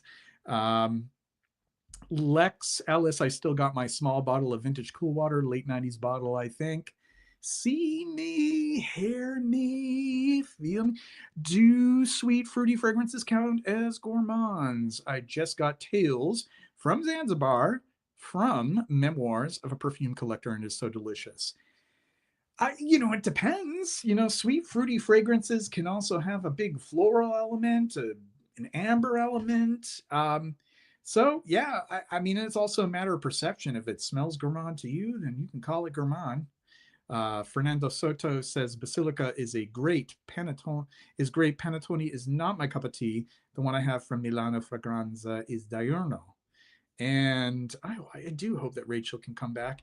Andy says, I wore Liquid Carl, a Karl Lagerfeld 2004. Not strictly a gourmand, but I get cacao and baked goods from it. Josh B, thanks, man. The new stuff they're releasing today is appalling, and there is a tendency for a lot of stuff, because there's just so many things on the market, for a good percentage of them to be appalling to my nose. Deluxe Lex Serge Luton's Jeu de Peau is a good one. Do you know if the current version is any good? I can't say that I am aware of that. I think that moved to the Le Cloche collection, the bell jars. I have them in the other version. We're going to get Rachel back here. Glad that you're back. I was so Sorry. worried that we lost you I don't know what permanently happened. for the evening. Just catching up with the chat, which has been quite active, which is always a good thing. And Deluxe Lex says, Sir Lieutenant Jeu de Peau is a good one. Do you know if the current version is any good? And I told him I still have the version in the the classic bottle. So I don't know what happened once it moved to the Le Cloche. But Jeu de Peau, that's an example of a gourmand that I really like. That buttery, toasty bread, kind of sandalwood underlining it all. Very nice, very nice. Lex Alex, my vintage Kouros is still my baby. Very nice. And Professor Value, are you familiar with Happy Land Studio fragrances? Lots of gourmands. Not too familiar. I'm aware of their existence, but not aware. I'm not familiar with their releases. So, where are we right now? We're gonna have you share something, right? Okay. Or sure. did you already just share another thing? It's okay with me. Okay. Even if it was supposed to be my turn, I don't mind. I brought out a bunch, so you tell me. I'm following your lead. But let's see, another one that I really liked this year is called White Rice. And I guess this is the other one that could be the end of 2023. White Rice by Danam, which is this cool kind of Vietnamese take on Vietnamese culture. And it's the smell of, white rice cooking. And there's other things in the fragrance also, but it's this really, really great like take on musk, right? Where it also has this it's got this savory take to it. It's like a musk with a lot of savory aspects to it that are, I know I don't even remember the notes right now, but it's like it smells like the steam of white rice, right? Along with some musk to it. And there's some citrus here too. But it's just wonderful. I actually prefer it a lot of the times than wearing just a regular musk. It's so nice. Yeah. Very nice. Yeah. So I would definitely recommend the brand is making some interesting things just because it's, at least for me personally, it's bringing in some interesting cultural coding that in sense that I haven't, scent combinations that I haven't experienced that I think are really cool and really interesting. I just wanted to make an announcement for Buy Me a Coffee. I do have 3 packages that I'm putting together for 3 different individuals, and I'm not sure if they're tuned in for this live stream, so they're in the works. I do appreciate your patience. I am putting together your 4 bottle grab bags and sample packs, and I should have them all ready by the end of next week to send out to all 3 of you. Right now, that offer of 4-bottle grab bag is not available because I want to catch up on the ones that have already been purchased. But in the meantime, if you do buy 6 cups, you get a sample pack. I can send a pack of samples to you. Offer only available in the US.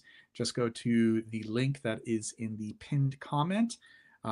Each coffee is $5, so if you don't necessarily want to buy 6 coffees, you can just buy me one to show your support. So that's Buy Me a Coffee at the link that is on the pinned comment.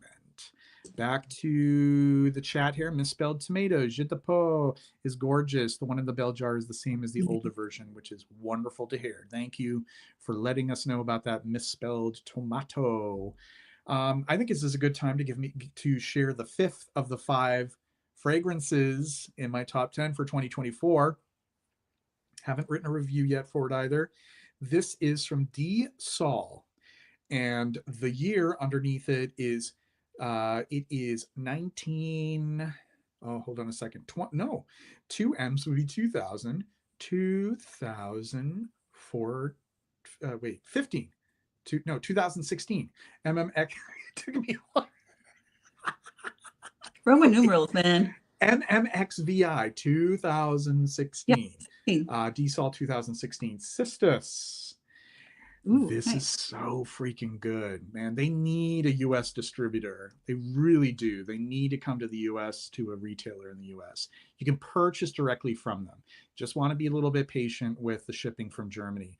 But this is such a great house. The perfumer for this is Delphine Thierry. And this is really, just as the name suggests, cistus. Now, I've discussed this before.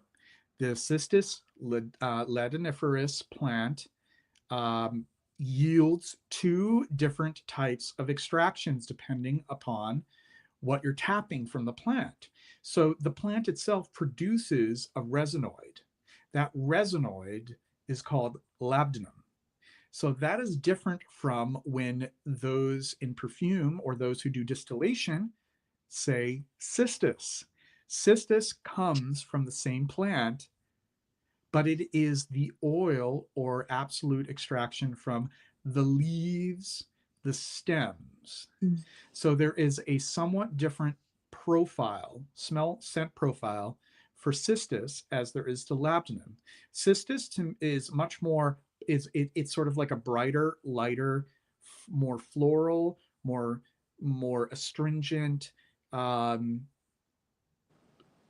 It's a more aromatic version. It's not as like heavy and deep as labdanum, but it's still really, it's still kind of like a heart bass note, and a beautiful, beautiful stuff. And Delphine Thierry is one of the first to really showcase cistus, because cistus is normally has been used traditionally in perfume as a modifier, but she puts it front and center in cistus.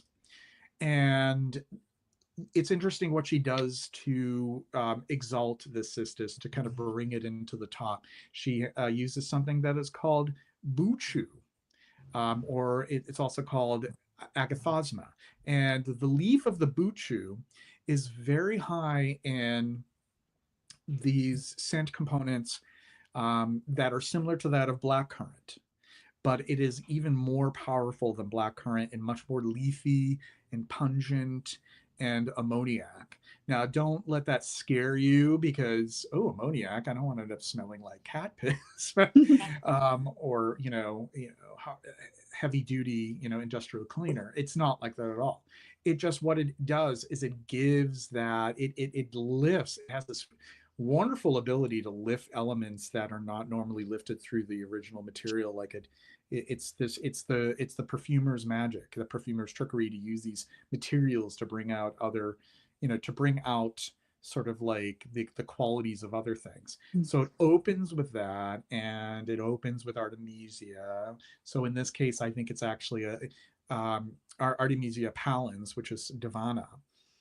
And there's a lot of elemi resin that brightens it as well. And there is a rosiness. There is a Turkish rose accord in this. And in the base, it is a libidinum resin, an ambergris accord. There is cypriol in the dry down, but not too heavy. And all of these, to me, seem to serve the cistus. They all are meant to complement or to create sort of like a good contrast, to bring the cistus to the front and center. And I think it's a brilliant, brilliant creation. You're going to be hearing more about this from me, because I'm going to be sharing it. I'm going to be writing about it. I'm going to be doing a review in the next couple of weeks. So that is the fifth one out of the 5 that I wanted to share during this live stream out of the top 10. So my preview, 5 out of the 10, this was the 5th one. So that is Cistus from Tissot 2016. And it's so good. You would really appreciate this. I really want to try that one. Like, hearing your description, I'm like, that is going on the list of things to try. You got to. It's really, really good. Really good. Hopefully, I don't know, I want you to be able to get like a sample ahead of time. It's kind of tough with like samples, because you end up spending so much to just have the sample ship from Europe. It's like, might as well just buy the bottle blind. Not that I'm trying to right, buy, but it's just like the cost of shipping is crazy. I try when I'm buying from a store from Europe, I try to like get a whole huge bunch of samples to make it like worth the shipping. Yeah. But then I end up taking so long to actually wear and use all the samples that then it's like years before I get the bottles of the ones I liked. Yeah. No, that's why I really want DSOL to have a US distributor. I think they really could deserve one. Maybe that store in New York, Maybe the new one that opened, Stele. Yeah, That maybe. one's really cool. I'd love to visit that one. Yeah. They gave Marie of Miscao. They sell her. This is her. She's the first. It's the first U.S. retailer for her perfumes. Cool. It's awesome. That's awesome. And yeah. That I would love to visit that store next time I'm in the city. Let's go back to the chat here. Did I already do this one? I did. Thank you, Misspelled Tomato. Darren Allen, JJ, and Rachel, what do you think the trend for 2025 will be in fragrance? I'll hand that off to you, Rachel. What do you predict? What do you predict will be the trend or trends for 2025? That is such a good question. That is such a good question. I think that we're going to get more gourmands. I don't think the gourmand train is anywhere near over. I think they're going to be more, especially among the like more corporate fragrances, a lot more of that like double functioning of perfumes. Like, oh, this is all about your wellness. This, these fragrance notes are going to help you energize or meditate or focus, like that kind of almost functional medicine aspect of how fragrances can be used. I feel like corporate fragrance is like really into that right now, backed by some, I don't know, pretty specious science, I would say. I mean, I understand that, yes, of course, humans since the beginning of time have been using, essential oils to create certain psychological and even medicinal effects. But I would say the way that most fragrances are created today, I don't know if you're going to get those effects in the way that a lot of advertising likes to claim. So I think that trend is going to continue amongst corporate fragrances. I think there's going to be more gourmands. I think AI is going to be still a thing, where it's like, oh, let me take our quiz and we're going to pair, it's going to pair you up with your perfect, it's going to be more like made to measure kind of things, where you take an AI quiz and it builds a fragrance for you, that kind of thing. I hate that stuff. I know, me too. Me too. I hate it. I hate like, yeah. I'm not going to wholesale bash AI, but everything that I've seen thus far has just grossed me out or made me feel weird. And like, I just don't, I guess I'm just not going to be able to embrace it. Maybe I'm just past the age of being able to embrace the inevitable. I just don't like it. Well, and I we don't like we like fragrance as art, and art takes human intention and consideration and time, right, and quality tools, and AI is the opposite of that. It's cheap labor. Mm-hmm. I definitely don't like the transhumanist movement. The idea of like we're transcending our humanity and becoming, I don't like it. Some people think it's like the most progressive thing to think of. Let's try to live forever and be beyond human. But there's something to be said about being like mortal animals, like humans with, our whole reason for being is based on our culture and our sense of like, being connected to our visceral ancient selves, and art and music and forms of self-expression. If we're looking to augment that or even replace that with our own technology, then we're going to lose sense of ourselves. We're going to really find that if we're talking about a dystopian future, I think people are generally pointing in the wrong direction. I think it's too much reliance on moving to that direction. I don't know. Maybe it's just because I'm an old fuddy-duddy and I just am not willing to embrace it, but I'm not looking forward to it. I guess I'm just going to remain old-fashioned to people who really want to move forward. And I just can't. I can't. I can't. And I can so, and especially in like in like in the visual and in the audio, like in the audio sense, um, I pick up on it. I pick up on it. Actually, I I learned that I can pick up on it well, like younger people can. Like they Mm, say that like older people have a more difficult time, say if they're hearing like listening to music or looking at an image. It's harder for them to detect that it's AI. really? Huh. Yeah, that younger people have a Interesting. much better, and it makes sense in a way that younger people can because they're they are digital natives, So their so exposure they're is able to they have always had that skill to make the distinction between that is virtual and that and what is real, at least on the surface. As far as they're being able to stay out of the virtual at certain points in their lives, mm, that's a whole other story. But they're able to they're able to identify it a lot better than older people. Older people mm. can be fooled more easily. But I was Interesting. doing some tests and I'm pretty good with it. And sometimes like You're I'm Gen X shocked. though, I'm Gen X. Like I was born so in you know. 1978. But Yeah. they're talking about younger people, like people my age get fooled often. Like our like Huh. you're or like, well, I don't want to age you. I'm like that's No, rude. I'm But Gen X like too. yeah, yeah, you're Yeah, born around the same time as me. Okay. I yeah, just wanted to, I didn't want to like just give it away. I wanted to see if you were willing.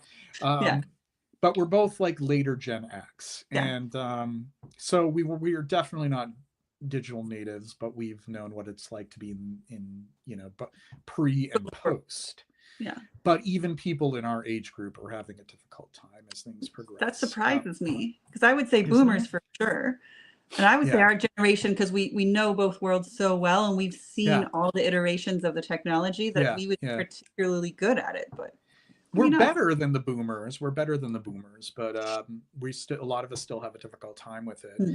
I saw a magazine. I should share this later on, and it was an advertisement for a restaurant in the Seaport District in Boston, and the photo was it actually an AI rendering of food, Oh my God. and I could tell this is not fucking real food. Why on earth? Who thought that that was a good idea? You can look carefully and you can tell that these things were not made Wow. by a human being.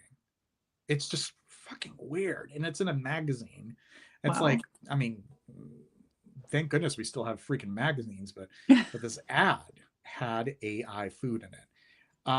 So not to digress, but I am not a fan of most AI. I will be kicking and screaming when the AI is, coming for all of us and taking over everything. I am resisting it to, to the very end. Mhm. I don't like it, and I'm not excited about the idea of AI being incorporated into perfume. Like, why does that even a thing? I'm angry that it's taking away jobs from graphic designers. I'm angry that it's taking jobs away from other types of, Yeah. artisans and artists and people in the music industry. It's like it's nothing Yeah. to be happy about. You know, in a time that we need more job creation, Yeah. we're just taking more and more jobs away, and we're taking jobs away from people who have, you know, that's what they offer is their creativity. Yeah. So Yeah. yeah, fuck that. All right, back to the chat here. Yes, you're right about that. Have you smelled Maxim's Porom? Yes, I have smelled Maxim's Porom.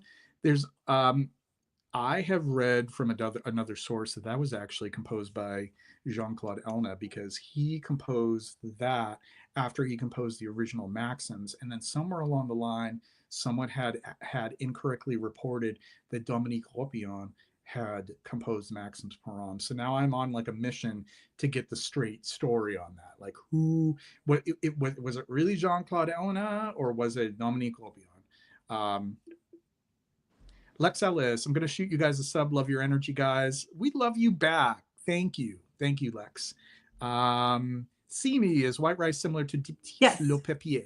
Actually, I brought them to compare side by side, and then I just forgot to do it. But yeah, cool. that's exactly. I was going to make that point and forgot.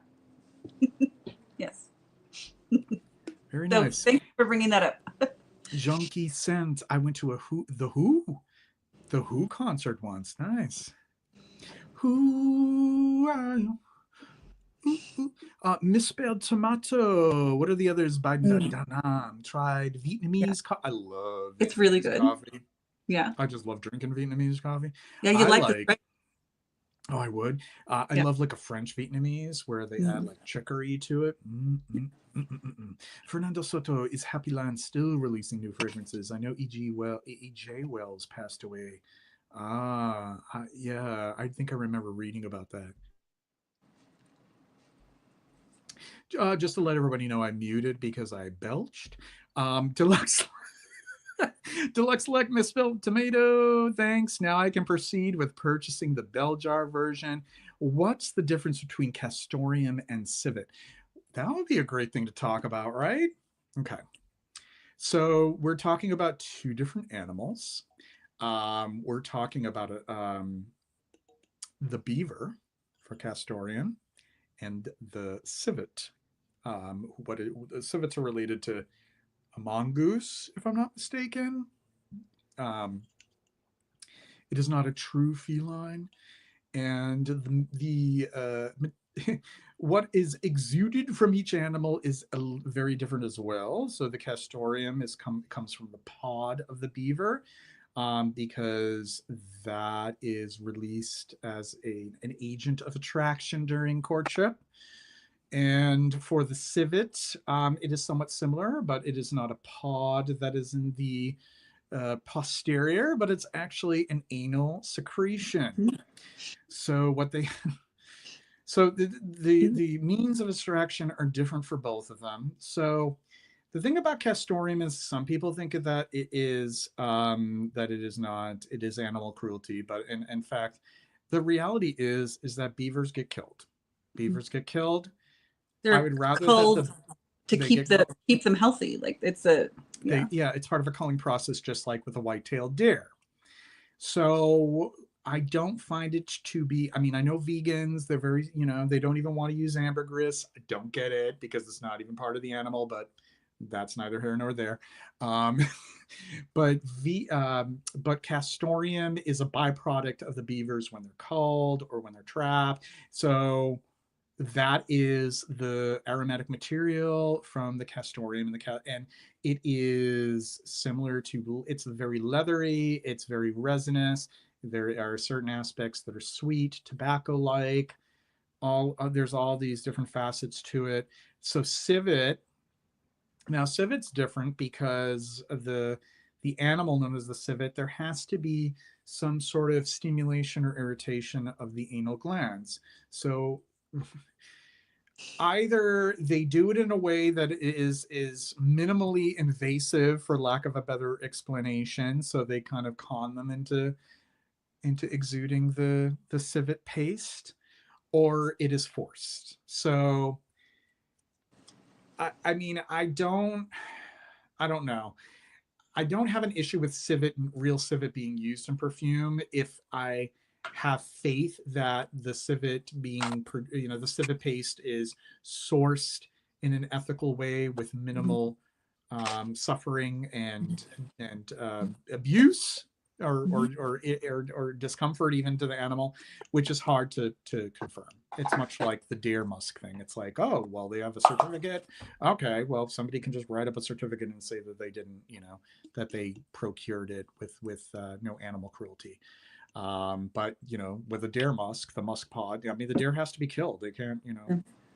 So the civet, fortunately, does not need to be killed, but there is debate as to whether or not the civet is subjected to cruelty in the process. So that aside, the civet paste itself has long been used in perfumery as in small amounts as a means of bloom. It's a blooming material. It is a way of enhancing and sort of what it does to other things in a perfume is it makes them much more vivid and much more alive, and it adds that certain sort of je ne sais quoi to florals and to other aspects.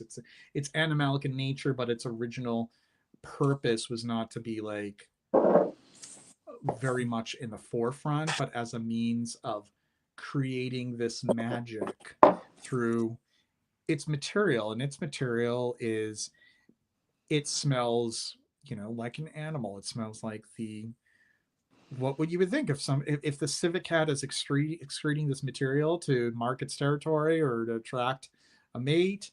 It has you know, some aspects that are urinous, some aspects that are fecal, some aspects that are just like byproducts of the animal's body. You know, it's just it's fascinating stuff. There's something called civitone in it, which is unique. It's a unique compound that is in it that has been reproduced in perfumery to create that same effect.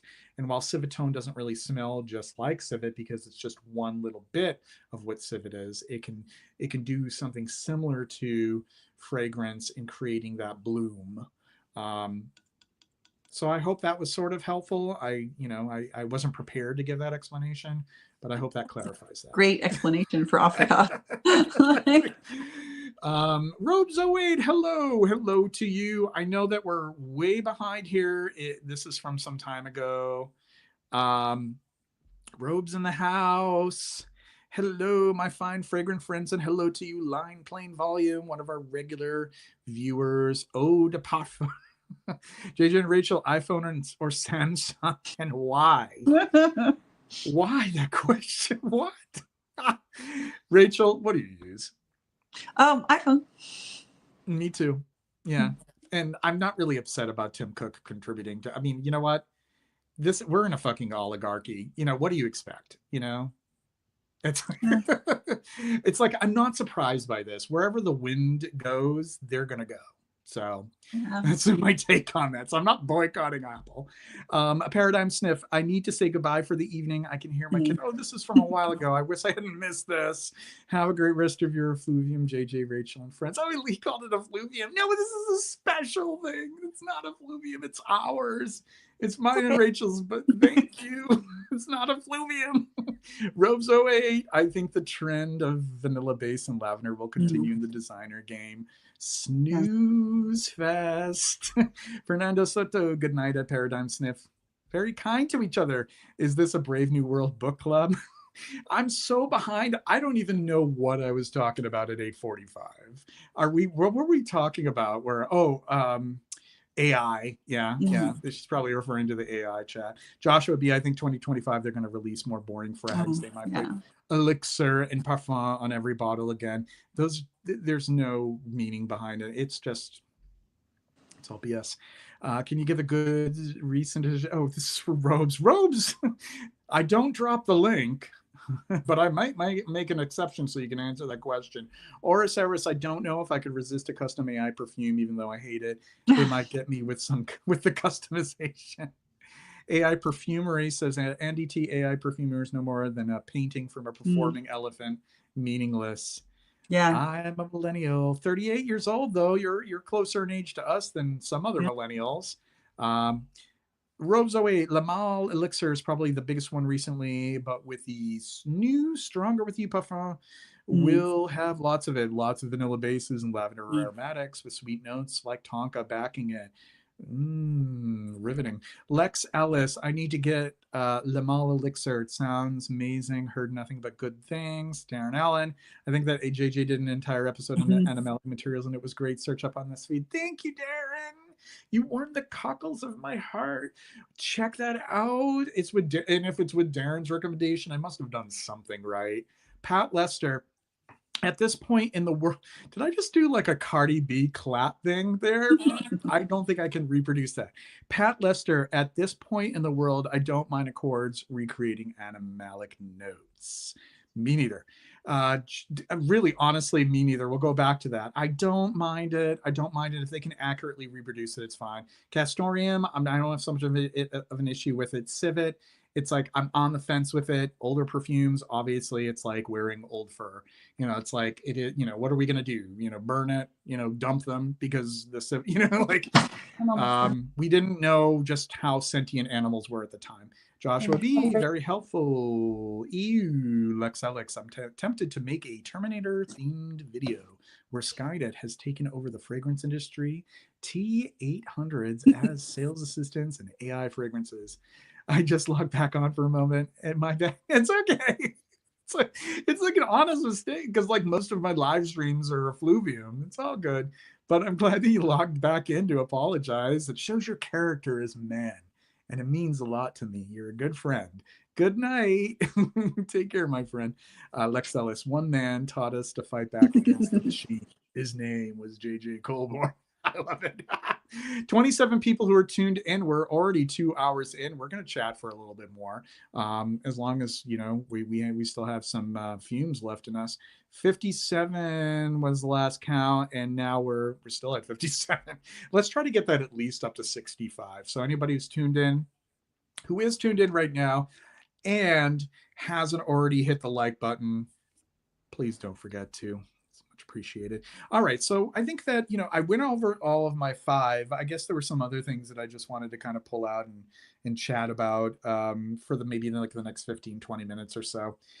I wanted to share this because you inspired me to get this. I did share a review on it recently. Oh, nice. Tuxedo. Man, I was kind of nervous with this because I was told that often these bottles had, many of these bottles have turned something about the formula. But man, this smells, oh my god, it's such a good, it's like the ultimate sort of 70s chypre. Awesome. Really nice. Did you already got this, right? Yep. Okay, good. Okay, I didn't want to like, I knew that you were at least talking about Tuxedo, and I was like, yep. oh, I'm curious about that. And so I found one for not like a crazy amount of money. And Nice. It still had its box too. And I'm like, ooh, sweet. Like to have it with the box is kind of cool. And then I got this from you, the Eau de Cologne. Oh, yay. It arrived. I'm so glad. Good. So this is kind of crazy though. I was like so worried that like your package got lost in the mail. I thought it did too. And then I bought another one. I have 2 versions now. Oh no, I'm so sorry. No, don't worry about it. It's not your fault. Like you weren't sure what was going on. So I have 2 versions. Like I have one from like the 70s and one from the 80s or 90s. Oh, I love it. That's great. So I can kind of like, compare them. They might be the same exact thing, but yeah, it's really cool. Yeah. But I'm glad I finally got it from you. I'm glad it arrived. I'm sorry it took me forever. No, it's cool. It's okay. I'm gonna do a post. It may actually be my first post on Substack when I start my Substack, but I'm gonna do a post on Bal Versailles, and I'm gonna talk about the cologne, the eau de parfum, and then the pure parfum version. Well, I can't wait to read it.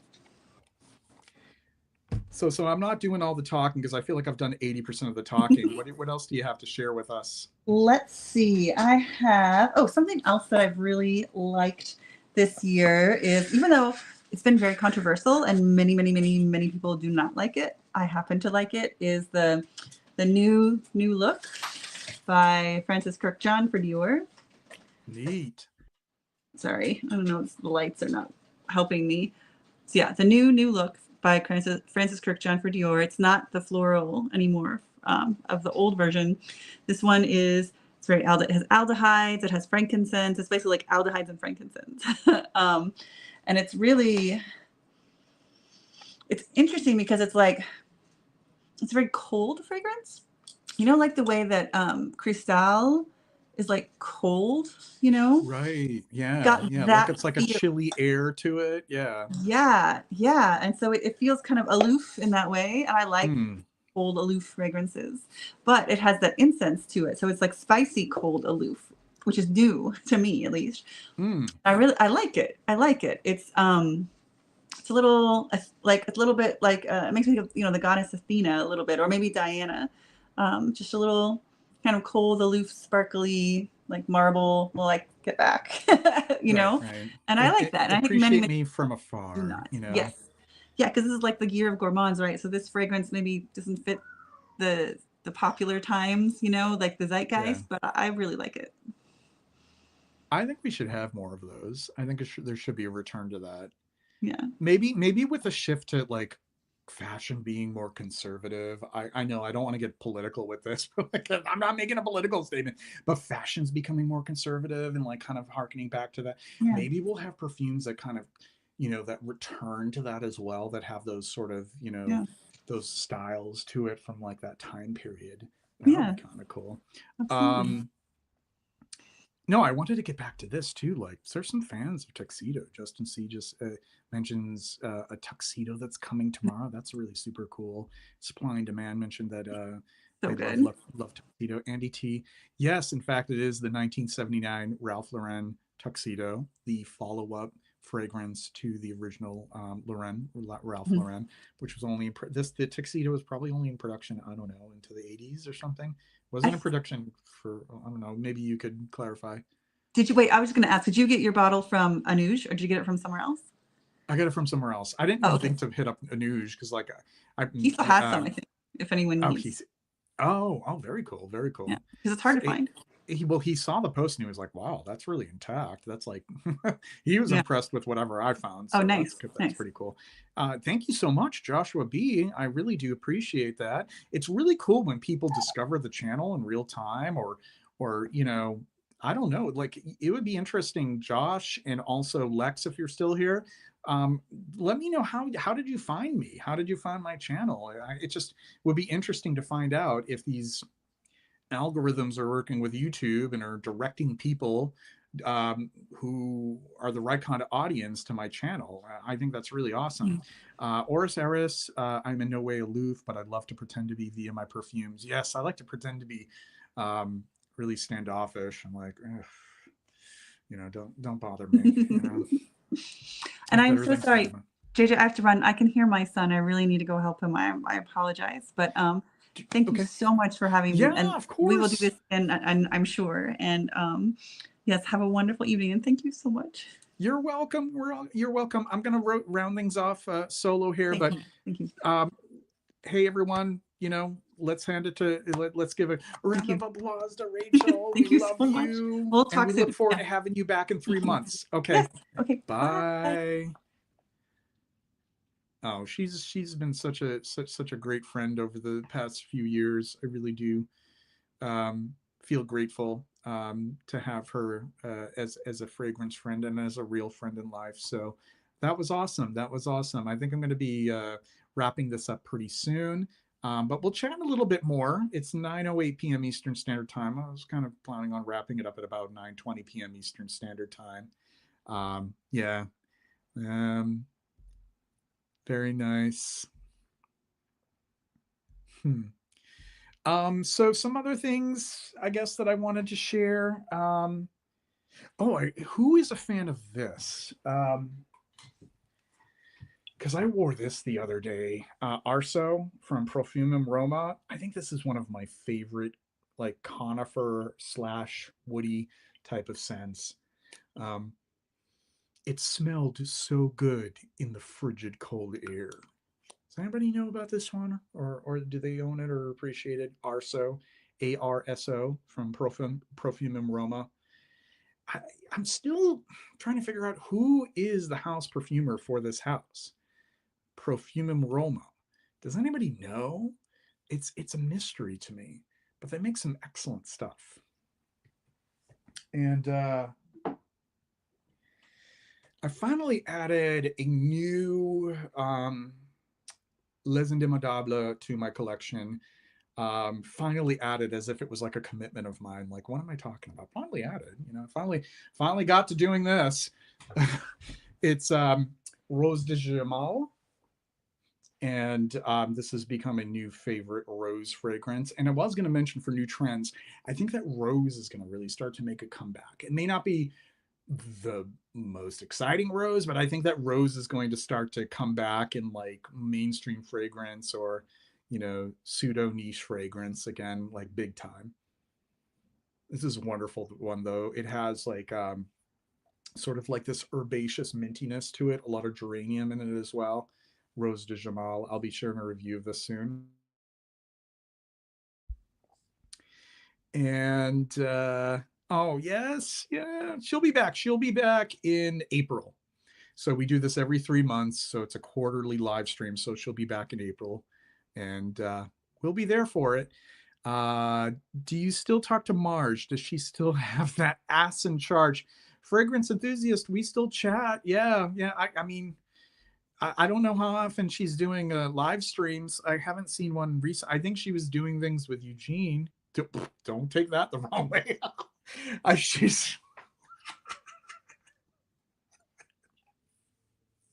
She's doing live streams with Eugene. I've noticed that. Line playing volume.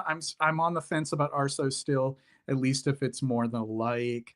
Rose de Jamal is amazing.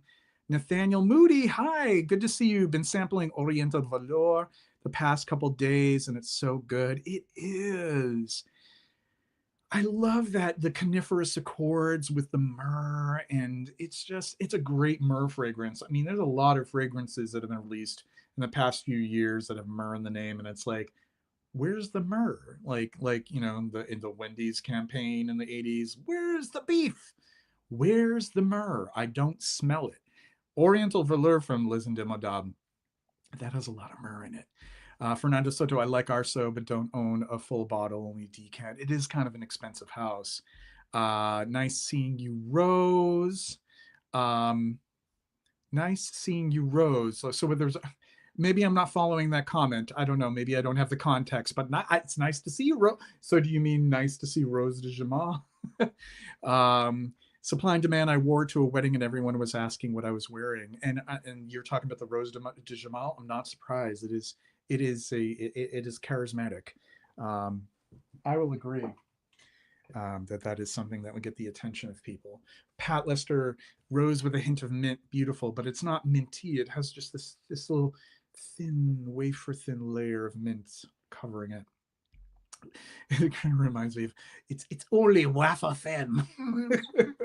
Oriceris, I have a hard time with that rose. Oh, this is a Rose Jamal. No, that's understandable. I totally respect that. And like, I'm not going to be one of those jackasses like, oh, like, what do you mean you have a hard time with it? Andy T, please, no more rose ouds. No, I don't think I mean that. I think roses like gourmand roses and maybe like more greener roses, more citrusy roses. Like I really hope that fad is behind us. Joshua B. Okay. No, that's cool. That's cool. Yeah. Well, she loves rose fragrances just like I do. Fernando Soto, don't start the gossip, JJ. No, I can't go there. That's backfired in the past. Aperol Spritz J Rose Mundi by Profumum Aroma is a rose supreme that demands attention and supply and demand. Thin mint is Andes.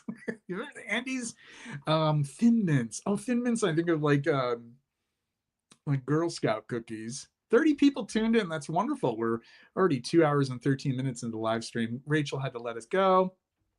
She was tending to things with her son Max, and we have 59 likes. We have not quite reached 60. Any one of you 27 people who are currently tuned in, if you haven't hit the like, please, it takes minimal effort. I mean, come on, take your cursor and take your little, your mouse pad, your finger, whatever you're using, if you're watching on your, hit the like, hit the thumbs up. It's so easy to do. Let's try to end the stream with 65 likes. To this day, though, DHI is my most complimented frag. It's not my fave. Is my most complimented frag nut? It's not my fave. I don't know. Maybe is it me that I'm not reading that right? Oh, but it's not my. Oh God, I feel like a goofball. Very cool though. And I wanted to let people know I'm not doing the 4-bottle grab bag right now. I've already filled 3 of those, or I'm filling 3 of those. But if you do choose to buy me 6 coffees, cups of coffee, you can get a sample pack. The offer is only available in the US. I'm only shipping to the US. So if you want to do that, you may do so, or just contribute 1 coffee or 2 coffees. each coffee in Buy Me a Coffee is $5. And what else? I will probably share one more here. Oh, this is pretty cool. This is something that I had picked up from a seller in the San Francisco Bay Area online, not during a visit. This is from Cologne de Paris, La Société Parisienne de Savon. So it is a brand that sells soaps, but they also sell colognes. And this is Louis. And Louis is that is French for carnation. And I'll show you the bottle. This is a splash, and it's quite a lovely bottle, if I may add. Ooh, there is I have not opened it yet, but I'm excited to discuss it and write about it. And here's the bottle. So this is a Cologne de Paris, and it is their Louis. It's hard to say it with the L in front of it. Louis is the way you say it in French for carnation, and it's Louis. So this is a splash bottle of a cologne, carnation cologne. Beautiful. And I thought that was cool. For nothing else, it would be a nice conversation piece, but I bet it'll be nice.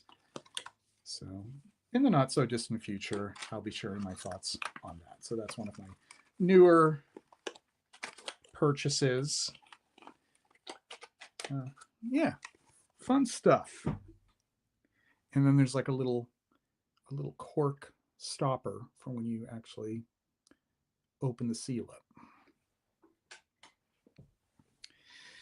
Andy T, I'm hoping for a Chypre resurgence, just not the sweet, in the same way Chypre Palatin is ruined by the sweetness for me.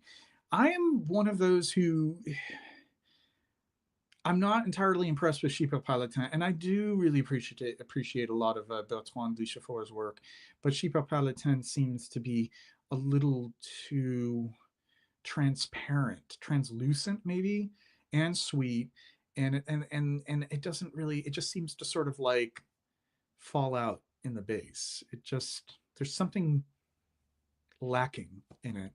I think it's fine. It just, with all of the Chypres that I love, it just doesn't seem to be very meaty to me. It doesn't have that, I don't know, doesn't have that kind of substance. And you got 61 likes because I just gave it a thumbs up. Perfect. Thank you. 61 likes. Very nice. I'm going to stay on until we get about we try to get 64. Not 65. 4 more for a total of 65. I'll stay on. So if you want to just, see me on my way, what's a quick way of doing it? Just do a like and I'll sign off, if we get 4 more of them. So I think that's enough as far as what I'm going to share for perfumes. Oh, one more. I've been spending more time with Lush, as a matter of fact. Lust from Lush. And this smells like it has like a lot of jasmine sambac, which I really love because that's the same kind of jasmine that is used in jasmine green tea. And it's heavy in the jasmine. It's not for the faint of heart. I'm digging it though. I feel like Lush is kind of underrated. There is sort of like this interesting kind of unpolished quality to their work. It sort of gives the impression that it's been made by like an artisan indie perfumer, but that the perfumers or perfumers behind them, they have a lot more skill than that. So they give that kind of like rough around the edges kind of rough hewn kind of perfume feel to it. But as it dries, it's like, this is somebody who's really skillful, and these are really interesting compositions. But I'm really liking a number of them from Lush lately. Maybe I'm crazy, but Chypre Palatin seems more like an amber to me. You're not crazy at all. It does feel more ambery. There isn't really much. Doesn't feel that it's not that mossy, and there's not that much patchouli to it. There isn't that kind of green, aromatic, herbaceous quality that contrasts and makes something more of a chypre. So I don't think you're crazy in thinking that at all. Like I feel similarly about that. It's a big jasmine. It is a big fat, like, get out of my way. I'm a big old jasmine kind of jasmine, and I'm here for it. I'm digging it. I love it. Love it. Every second of it. Every second of it. Darren Allen, list is great. Lust is great. I'm also a fan of Karma, Big Patchouli Bomb. Yeah, that's a good one too. Fragrance enthusiasts, have you tried L'Occitane Eau de Beau Parfum? I have. I like it. It's pleasant. I never got around to getting like a bottle of it. It didn't. It didn't make my heart skip a beat, but I think it's pleasant. I think it's nice. I think it's nice stuff. So I don't think there's anything wrong with having an affinity to it. I think that it's worth having an affinity toward, even if it isn't, blowing my skirt up. There is a distinct lush quality that runs through their frags, the signature. Yeah, and I kind of like that appeal for sure. Just to remind people of a schedule, if you are keeping track of that I am going to be doing another effluvium coming up. This one is going to be on a Saturday. Can you believe it? I never do things on the weekend because usually I like to reserve my weekends for other stuff. It's not the work week. But that Saturday, I am going to be with Rafi Bassclef. He is on here on YouTube. He is a returning guest. As you know, Effluvium, the one-on-one season where I'm just one-on-one with a guest. I'm bringing back mostly my favorite guests from the first 2 seasons, so he's a returning guest. We're actually going to be talking about a pretty serious topic. We're going to be talking about buying compulsivity and buying addiction and how that pertains to our community of perfume buyers. And I think we both probably have some authority in talking about that from our personal experience. So we're going to be talking about that in the Diderot effect, if you're familiar with that, which some of us are plagued with. So we're going to be having a conversation about that. Going forward, it's pretty much going to be every other week through the rest of the spring. So just tune in, stay tuned for updates. In 2 weeks, let me see. I do think I have the schedule here somewhere. Give me 1 second. I'll be with you and I'll let you know. YouTube, we have Hermano Pico. He has done stuff for Safle Blanc, rather. Great fragrance writer. Great mind of the fragrance community. There are a lot of insight. So he'll be with me on the 29th, and then Sebastian Furtado on February 6th. So we're going to wrap things up here. The theme music is completed. I wish you all well. I thank each and every one of you for tuning in for each and every one of these live, and even for those who watch the playback. It means a great deal to me. I can't thank you enough for supporting me throughout the years on this YouTube channel. And until next time, be well, stay safe, and be good to each other. We made it to 62 likes, so 3, 4, 5. I got to sign off. I was hoping to sign off at 65. So if you haven't clicked a like, be sure to do so right now. All right, take care.